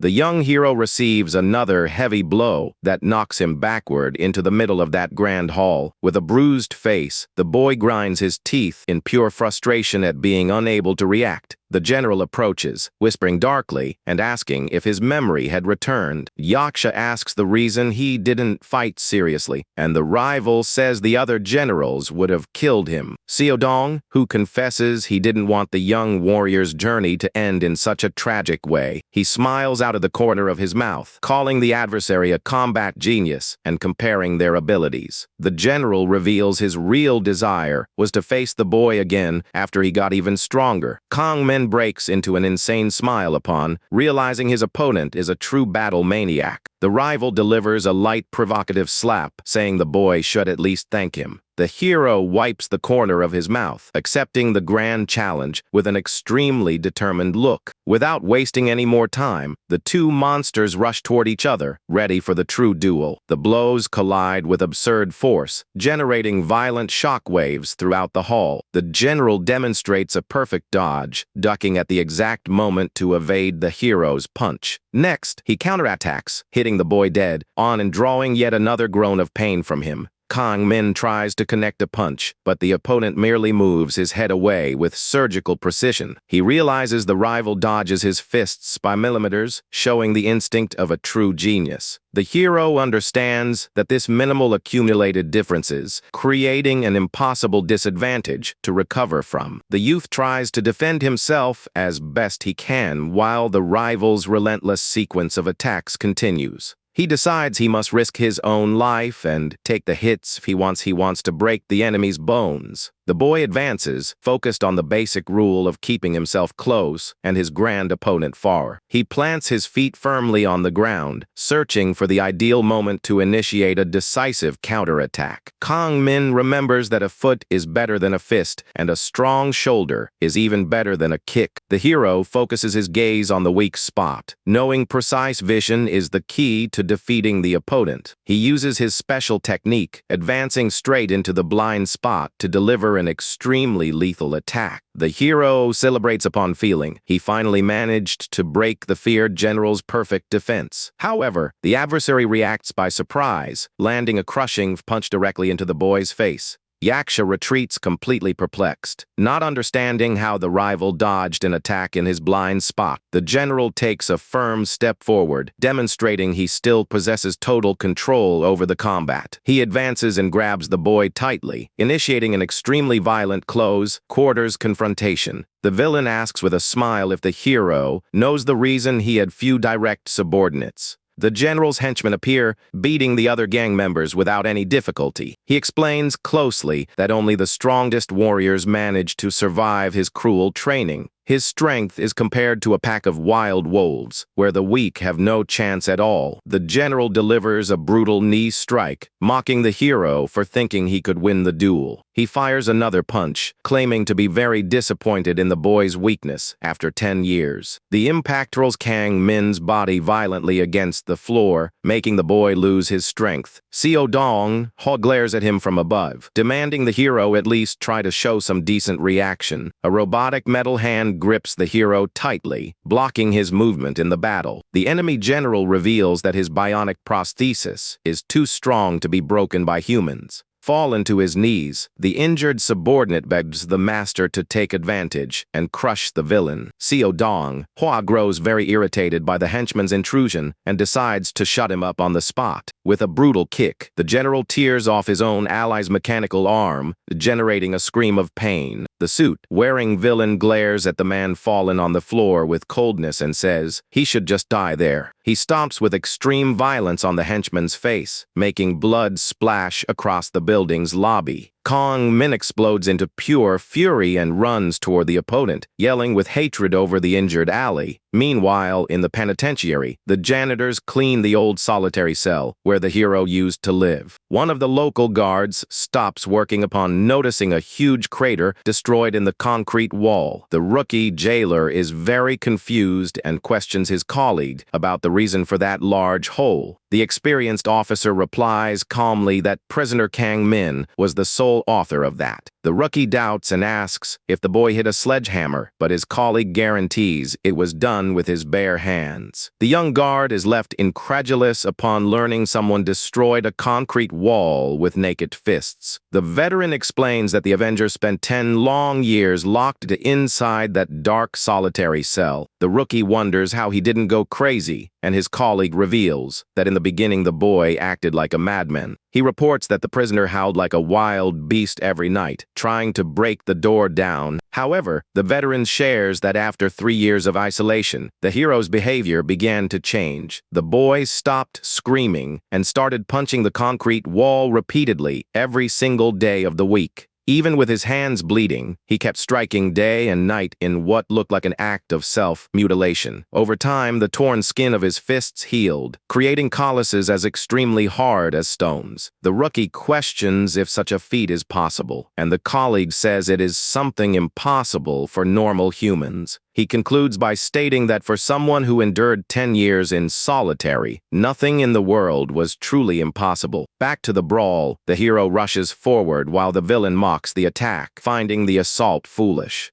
The two combatants' fists collide, generating an immense shockwave in the middle of that grand hall. The hero's strength is so absurd that the bones in the general's hand begin to break from the strong impact. Seodong, who lets out a thundering roar of extreme agony upon feeling his fingers being shattered. Kang Min glares at him with a red aura, asking if he didn't want to fight seriously for once. He delivers a devastating punch directly to the general's face, making a lot of blood gush through the air. The young warrior shouts with fury, guaranteeing he will fulfill the opponent's death wish now. Exuding a red energy, he questions whether the villain actually wanted to feel the weight of his fists. Another violent blow hits the enemy's face dead, who groans in pain without managing to defend himself. The hero roars with all his soul, ready to send the feared opponent straight to the gates of the underworld. A direct right hook hits the general with brutal force, throwing the villain's body far away. The general is hurled through the air due to the grand impact of the blow, while the hero continues advancing. The villain tries to recover his posture, grinding his teeth in pure rage at being dominated like this. Without giving the enemy time to breathe, the boy leaps, unleashing another swift and very heavy attack. He grabs Seodong, hauls his face by surprise, and smashes it brutally, drawing a groan of pain. Next, the young fighter lands a knee strike to the rival's ribs with uncontrollable fury. The general staggers, completely dazed, while the boy prepares a new punch to finish him off. The hero advances with bare hands and firmly grips the opponent's clothes, preventing him from fleeing. He lands a deafening headbutt to the rival's nose, making blood splash across the floor. With both hands, the warrior grabs the injured general's head with a scary and dark look. Kang Min crushes the enemy's temples with force, demanding the coward feel the pain of his revenge. The villain retreats, spitting blood, and curses the hero as a bastard for hitting him in such a violent way. Without any mercy, the hero pulls the opponent's hair hard, immobilizing him once again. He stares closely at the rival with glowing eyes and asks if he was feeling wronged. The hero prepares his fist, stating that there are things in the world words will never manage to explain. A destructive punch hits Seodong, Hua's face dead, on breaking his bones with ease. Kang Min grabs the villain by the hair and questions, ironically his rule of challenging the strongest. Kang Min lands another crushing punch and questions why their master didn't receive the same chance in the past. He beats the opponent without mercy, demanding the traitors explain why they attacked the master as a group. The general's subordinates watch, everything horrified and sweating coldly, while the hero screams for answers. The enemy henchmen look at each other completely terrified upon realizing the level of that beating. Seodong, who spits a large amount of blood while being held firmly by the collar of his suit. Kneeling before the young avenger, the defeated general hears his true name pronounced coldly. The hero raises his fury-laden fist, stating that punishment was for the crime of betraying the former master.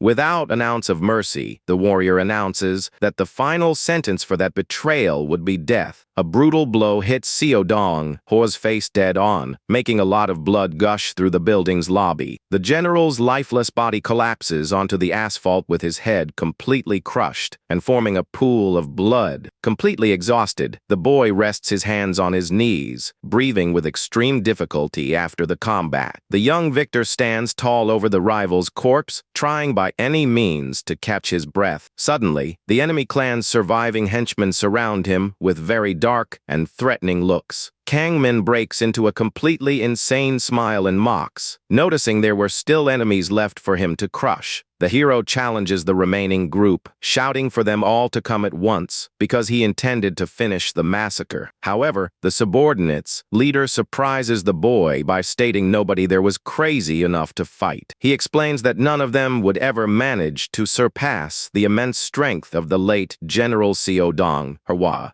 The man lowers his head in dread and questions how they could dare challenge the monster who killed the boss. All the enemy clan's henchmen remain in absolute silence, bowing respectfully before the hero. Kang Min asks if the guy is the group's number 2, and he introduces himself quickly as Kang Shong Beam. The warrior wants to know if the group is really going to hand over control of the entire western region without starting a fight. The new leader bows deeply, swearing absolute loyalty to the young hero from then on in the organization. All the subordinates kneel on the floor, declaring fidelity and accepting the protagonist as their new boss. The warrior smiles with disdain, pointing out that this fake loyalty would last only until someone stronger appeared. The henchmen look upward with dark expressions and glowing eyes, confirming the harsh reality of the underworld. The young Avenger lets out a loud, insane laugh, loving to see the true and cruel face of that underworld. Sometime later, a luxury car drives down the city avenue while the men discuss the funeral. In the meeting room, the new allies gather with the hero to define the next steps of the street faction. Kang Min calls his faithful partner Song Guang, whose face was quite bruised due to the battle. Bald Big Guy responds promptly with all fury and respect to his new older brother's call.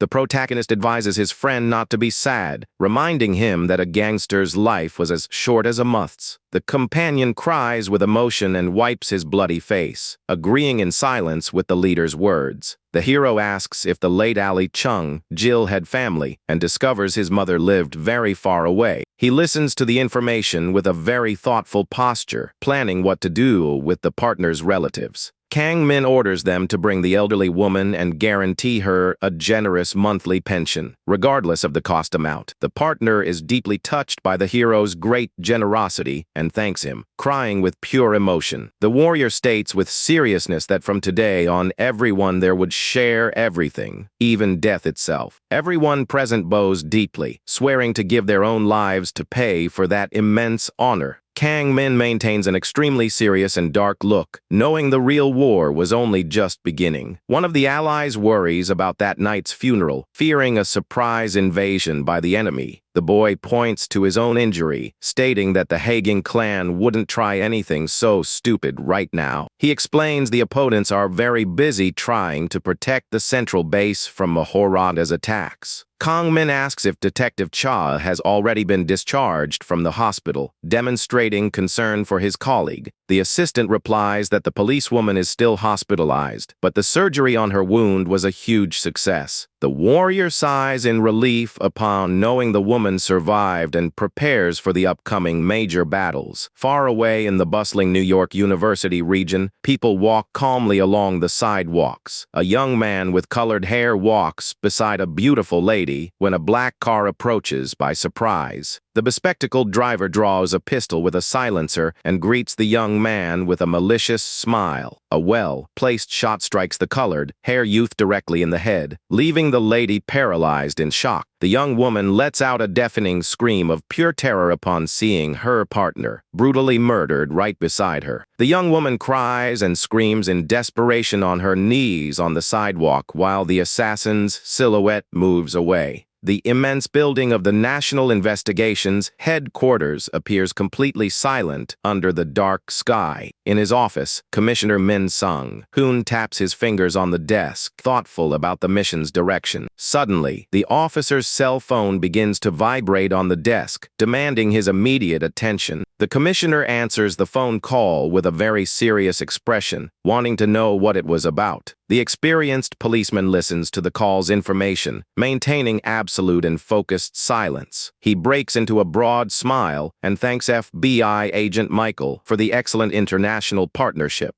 The commissioner hangs up the call, placing the cell phone back on the desk with great tranquility. Alone in his room, the officer cannot contain himself and begins laughing loudly out of pure satisfaction. He whispers, smiling, that Asura and Gandharva were finally eliminated from that grand power game. The man mocks enemy leader Yuhan, Sang questioning what his next desperate move would be. Meanwhile, the immense skyscrapers of the enemy clan's headquarters appear illuminated under the starlight. Yuhan Sang reports angrily over the phone that the police officer assassinated his partner in New York. The mafia leader demands immediate permission from the corrupt politician to eliminate the commissioner once and for all. Relaxing in a wooden sauna, lawmaker Han Mang-soo advises the criminal to calm down right away. The influential politician reminds him that the presidential election is near and they must simply have patience. With a cynical smile, he questions whether it makes sense to worry about such trivial problems at that moment. The deputy loses patience with the mobster's protests and tells him to shut up and listen to his orders. He explains that the death of a high-ranking officer before the election would destroy his political campaign. The lawmaker orders the Haegang clan to simply focus on raising financial funds for his election. Yuhan Sang reluctantly accepts the demands while the politician hangs up the phone, cursing the gangster. Alone, the mafia leader grinds his teeth with hatred and trembles uncontrollably from the humiliation suffered. Overcome by insane fury, he lets out a deafening roar and smashes the office with his golf club. He breaks the glass cabinets, yelling with rage and accusing the politician of using the clan as a bank. Blinded by hatred, the clan boss screams at the top of his lungs, swearing he would kill each of them in the near future. The villain falls to his knees, exhausted and panting on the office floor, completely destroyed by the fit of rage. He turns to his subordinate and warns that he won't let it slide and will send a lethal warning to the police. The villain plans to focus on Detective Cha, who always walked alongside Kang Min as an investigation ally. He displays a cruel look, stating that the policewoman's head would be the perfect warning for his enemies. The boss orders the henchmen to use the pack of assassins known as the Yanbian Cleaners for the mission. Yuhan Sang grabs the subordinate with fury, telling him to sort it out quickly and not ruin his mood anymore. Facade of the large general hospital appears under the cloudy sky, marking the spot where the detective was resting. In the room, the young uniformed partner remains sleeping, leaning against the edge of the injured detective's bed. Feeling the colleague's presence, Detective Cha-si Young opens her eyes slowly, waking from her sleep. She observes the boy sleeping beside her and tries to move carefully in the hospital room bed. The policewoman calls him very softly, startling the boy, who wakes up quickly into an alert stance. The youth holds her hands, very happy to see the leader awake, while she complains of belly pain. He cries in relief, confessing he was extremely worried and thought she would actually die there. The detective stares at him with much seriousness and calls him by name in a rather thoughtful manner in the room. She asks directly if the boy had romantic feelings for her, leaving the colleague very flushed. The policeman is totally embarrassed and stutters, trying to disguise while the detective merely smiles. The boy gathers courage and returns the question, wanting to know if it would really be wrong for him to like his leader. He looks away, very embarrassed, and asks if there is any real reason for her not to accept love. The policewoman's eyes widen, completely speechless in the face of the youth's unexpected confession. The boy scratches his head awkwardly upon noticing the huge, awkward silence left in the room. He decides to flee the situation and clumsily announces he was going to the bathroom to wash his face. Upon opening the room door, the policeman comes face to face with a mysterious and very suspicious man standing out there. The youth screams in fright, demanding to know immediately what the true identity of that intruder was. The invader draws a very sharp combat knife and asks if he has ever heard of the local assassins. Without giving a chance of defense, the criminal advances, delivering a brutal knife strike against the boy's neck.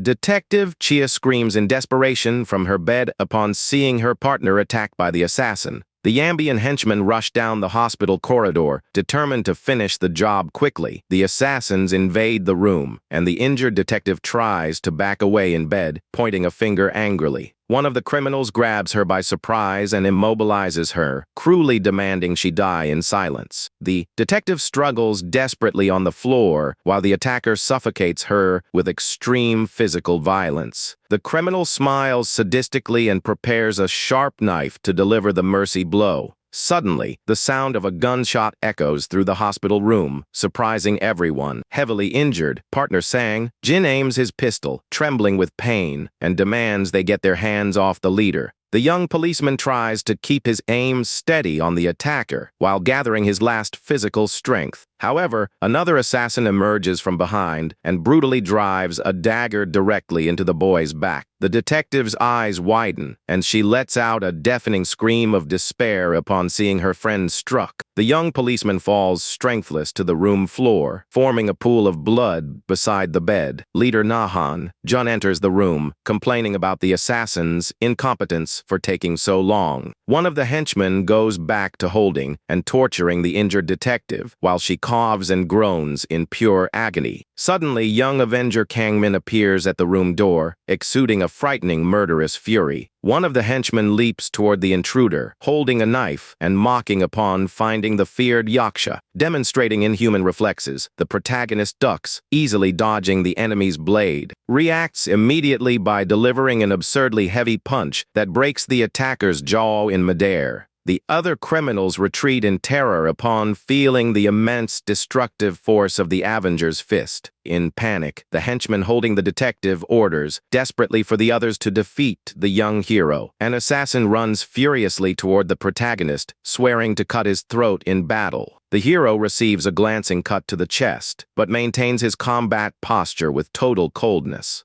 Without showing pain, he counterattacks with a brutal knee strike to the stomach, making the enemy spit blood. Kang Min grabs another opponent's face ruthlessly and begins applying crushing force. With his eyes glowing red, the warrior crushes the criminal's skull, who screams in pure agony. The last surviving henchman retreats in despair, covering his own bruised face and screaming in pain. The hero focuses his dark gaze on leader Nahan, Jun, and orders the traitor to come over for the brawl right now. Realizing the immense danger, Nahan, Jun leaps desperately through the glass window, which shatters completely. The traitor falls heavily onto the roof of a parked vehicle, cushioning his fall onto the asphalt. He stands up limping and flees hurriedly down the dark street, while the protagonist observes him from the window. Kang Min remains static at the window opening, exuding an aura of pure fury and extreme frustration. The detective runs and kneels beside her partner's motionless body, crying in total despair. She pleads for her friend to hold on, but the warrior approaches, confirming the boy was already dead. The policewoman refuses to accept her companion's death and continues, crying profusely over the body.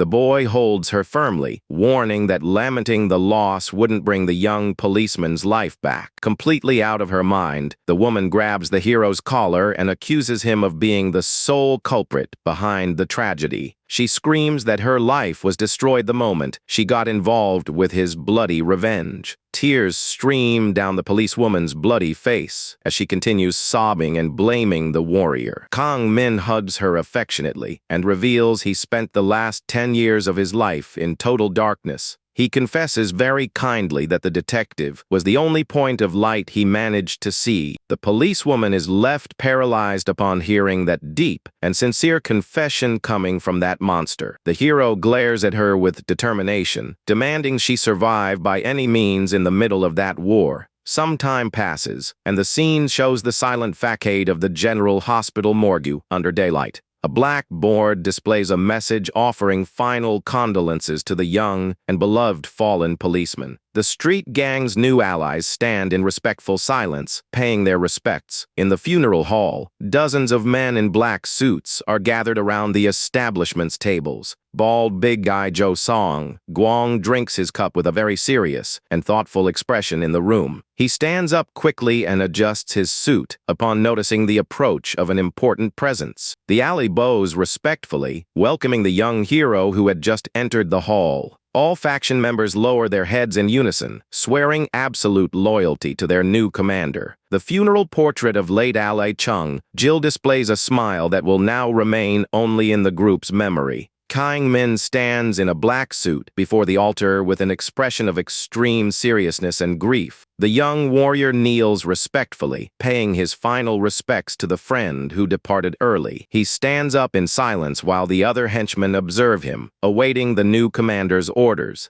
The boy breaks the waked silence, questioning the reason why everyone had such discouraged expressions. Kang Min holds a cup of traditional drink, determined to change the sad and heavy mood of that wake. He proposes a toast to the brothers who departed, wishing that everyone meets again in the sky someday. Everyone present shouts in unison, toasting in memory of the fallen friend with great passion in the hall. The gangsters toss back their cups all at once, sealing the commitment of eternal union with the new leadership. The heavy atmosphere quickly transforms into a mood of camaraderie, with laughter among the allies. The funeral sadness vanishes instantly and gives way to a grand determination in the henchman's eyes. One of the allies notices the change in environment and mentally praises the immense charisma of his new boss. In another location, young policeman Sang Jin's funeral portrait is displayed on the authorities' official altar. Detective Chassis Young salutes one last time in front of her fallen partner's photo. Commissioner Min Sung Hoon arrives at the wake, surprising the detective, who quickly puts herself on alert. The experienced director greets his officers present, praising the arduous work everyone performed there. He positions himself beside Cha, who remains tense, knowing the boss had ulterior motives for the visit. The commissioner pays his solemn salute in front of the altar, demonstrating respect for the dead officer. He whispers, asking whether the clan's attack actually had the hero or the detective as the primary target. Min Sung Hoon warns that they need to retaliate, and the detective is left confused, not understanding the boss's plan. With a hateful look, he guarantees he will show the thugs what happens when they kill a uniformed officer. The commissioner reveals they already possess a perfect, sharpened blade to stab the mafia clan once and for all. Detective Chasey Young trembles and widens her eyes upon deducing whom her superior was referring to there. The director smiles, confirming he needs to meet with Yaksha because he proved his great value. A few days later, at the entrance of a Japanese restaurant, the guards prepare to perform the security check. Kang Min raises his arms calmly, accepting to go through the security procedure without complaining. The commissioner's security starts frisking the hero's jacket, who remains quite calm and patient. The woman continues running her hands over the boy's body, searching for any hidden weapon beneath the clothes. When the frisking gets close to his legs, the hero gets irritated and asks if he should take his pants off too. The warrior mocks the situation, asking if that exaggerated frisking wouldn't be harassment against him. The guard is left extremely flushed and furious by the immensely inappropriate joke spoken by the young avenger.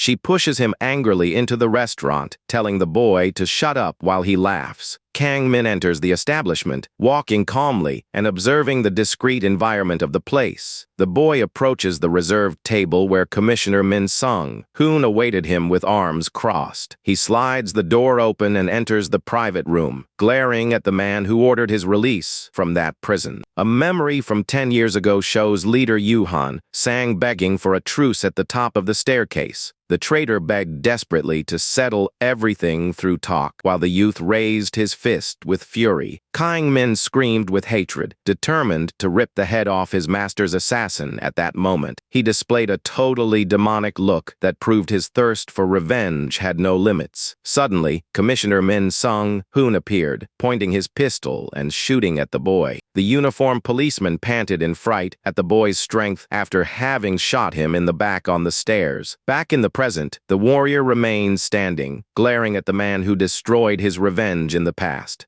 The commissioner calls him calmly, telling the boy to stop standing there and sit at the table. The youth settles into the chair with a cold look while the officer assesses his behavior. Kang Min maintains an upright and serious posture without demonstrating any type of respect for the old policeman. The commissioner picks up the kettle and suggests that the two have a hot drink before starting the discussion. He begins pouring the drink into the boy's cup, maintaining a totally calm and serene expression. However, the officer keeps pouring the liquid, even after the boy's cup becomes completely full. The tea overflows, messing up the entire table while neither of them looks away in the closed room. A deadly silence settles in the place with the two great opponents staring at each other with extreme fury. Commissioner Min-sung, who extends a cup and tells the boy to accept the drink once and for all. The two men drink the tea in silence, maintaining a strong tension in the restaurant's air. Kang Min slams his cup on the table and suggests starting to discuss the agreement between them right away. The commissioner comments that he was called by surprise and reminds him that the world works on an exchange basis. He points his finger, remembering that he secured the boy's release and provided police cover. The officer states he is fully within his rights to demand something from the warrior in exchange for his help. The youth smiles mockingly and asks when he actually ever asked the policeman to do all that. The commissioner stands up furiously, asking if the young avenger lost his mind in prison for good. The warrior questions whether someone planning to face 1,000 enemies of the enemy clan would even be sane. Min says he won't get his revenge alone without the help of him and Detective Chai in that plan. He promises police support but demands in exchange 30% of the enemy clan's total revenue. The commissioner also demands to appoint a director of his choice and asks if the deal isn't quite simple. The corrupt official reveals that the traitorous leader's coup in the past was only successful thanks to his direct help. The policeman insists he accept the proposal while the boy remains in absolute silence. To the total surprise of the corrupt commissioner, the young hero simply refuses the entire proposal made. The commissioner curses him as an ignorant henchman and questions if he knows who he's talking to there at the table. The protagonist responds sarcastically, asking what an ignorant henchman like him ought to know. He rests his suited hand on the wooden table and asks if the commissioner knows a truth. The boy states coldly that the smarter a person thinks they are, the easier they fall into a trap. The warrior stands up and glares down at the officer, maintaining a totally intimidating posture in the place. The commissioner is left confused, while the boy promises to make a counterproposal he can never refuse. The warrior promises to eliminate the traitorous leader, stating that that is already a grand reward for the support. However, the boy warns in a frightening manner that he will not tolerate any interference in the enemy clan's command. The commissioner grinds his teeth with much hatred, unable to believe the young avenger's grand audacity. The hero proposes that the officer continue as police chief while he commands the mafia clan in peace. The man yells furiously, questioning how a mere henchman dares ignore the orders of the police director.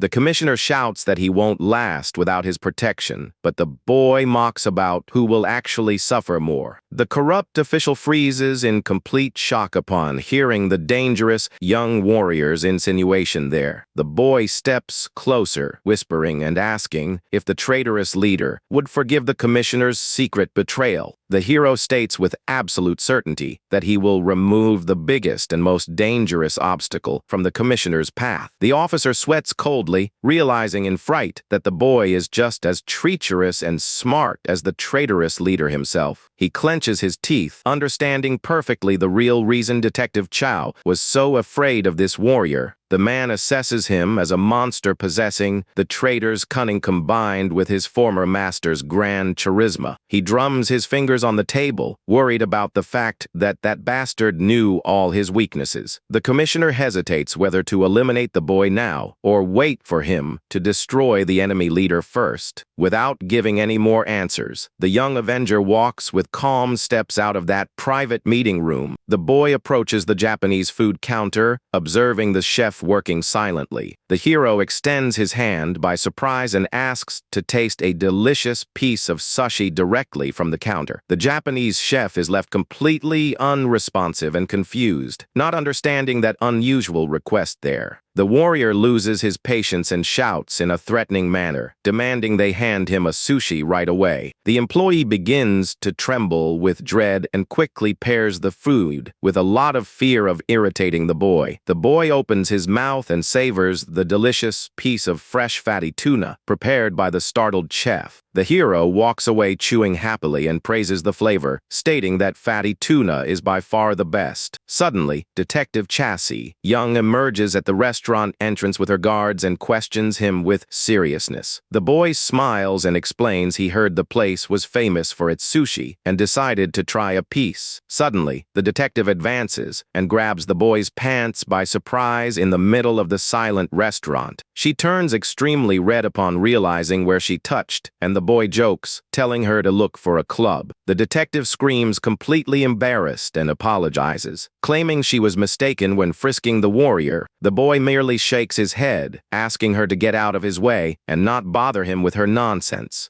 The young warrior walks out of the establishment, focused on continuing his grand plan of revenge. Everything begins with the young warrior walking calmly down a dark alley in the middle of the night. He quietly removes the small listening device that was hidden under the hem of his pants. The hero smiles confidently, remembering the commissioner wasn't the only one there who knew how to play dirty. The scene cuts to the immense and luxurious headquarters of the powerful clan's Yeongdongpo branch under daylight. The young Avenger enters the building's main lobby with his jacket draped casually over his shoulders. Suddenly, the boy stops walking upon noticing an extremely noisy commotion right in front of him. Two large factions of henchmen are gathered in the lobby, glaring at each other with tense, rivalrous looks. Exuding an intimidating aura, the boy approaches and demands to know what the henchmen were up to there. The two leaders of the rival groups turn their faces in surprise at the sudden arrival of their grand commander. Immediately, all present henchmen bow in respect, saluting the arrival of their older brother. Kang Min maintains a cold expression and repeats the question, wanting to know the reason for all that commotion. The bald, big guy accuses the rookie of insolence, while the rival complains that he only wanted to boss around for arriving first. Driver Nahan Jun tries to intervene and yells, telling the two to shut up for making fools of themselves. The two leaders grind their teeth with much hatred upon being reprimanded by a coward they considered weak. However, the hero surprises everyone by calmly ordering the two to continue with their grand physical brawl. He explains that it's natural to have power struggles when gangs unite and suggests defining the hierarchy today. The opponents thank the boss and crack their knuckles, preparing to settle the dispute by fighting. The bald big guy goes on the offensive and delivers the first punch toward his adversary's face.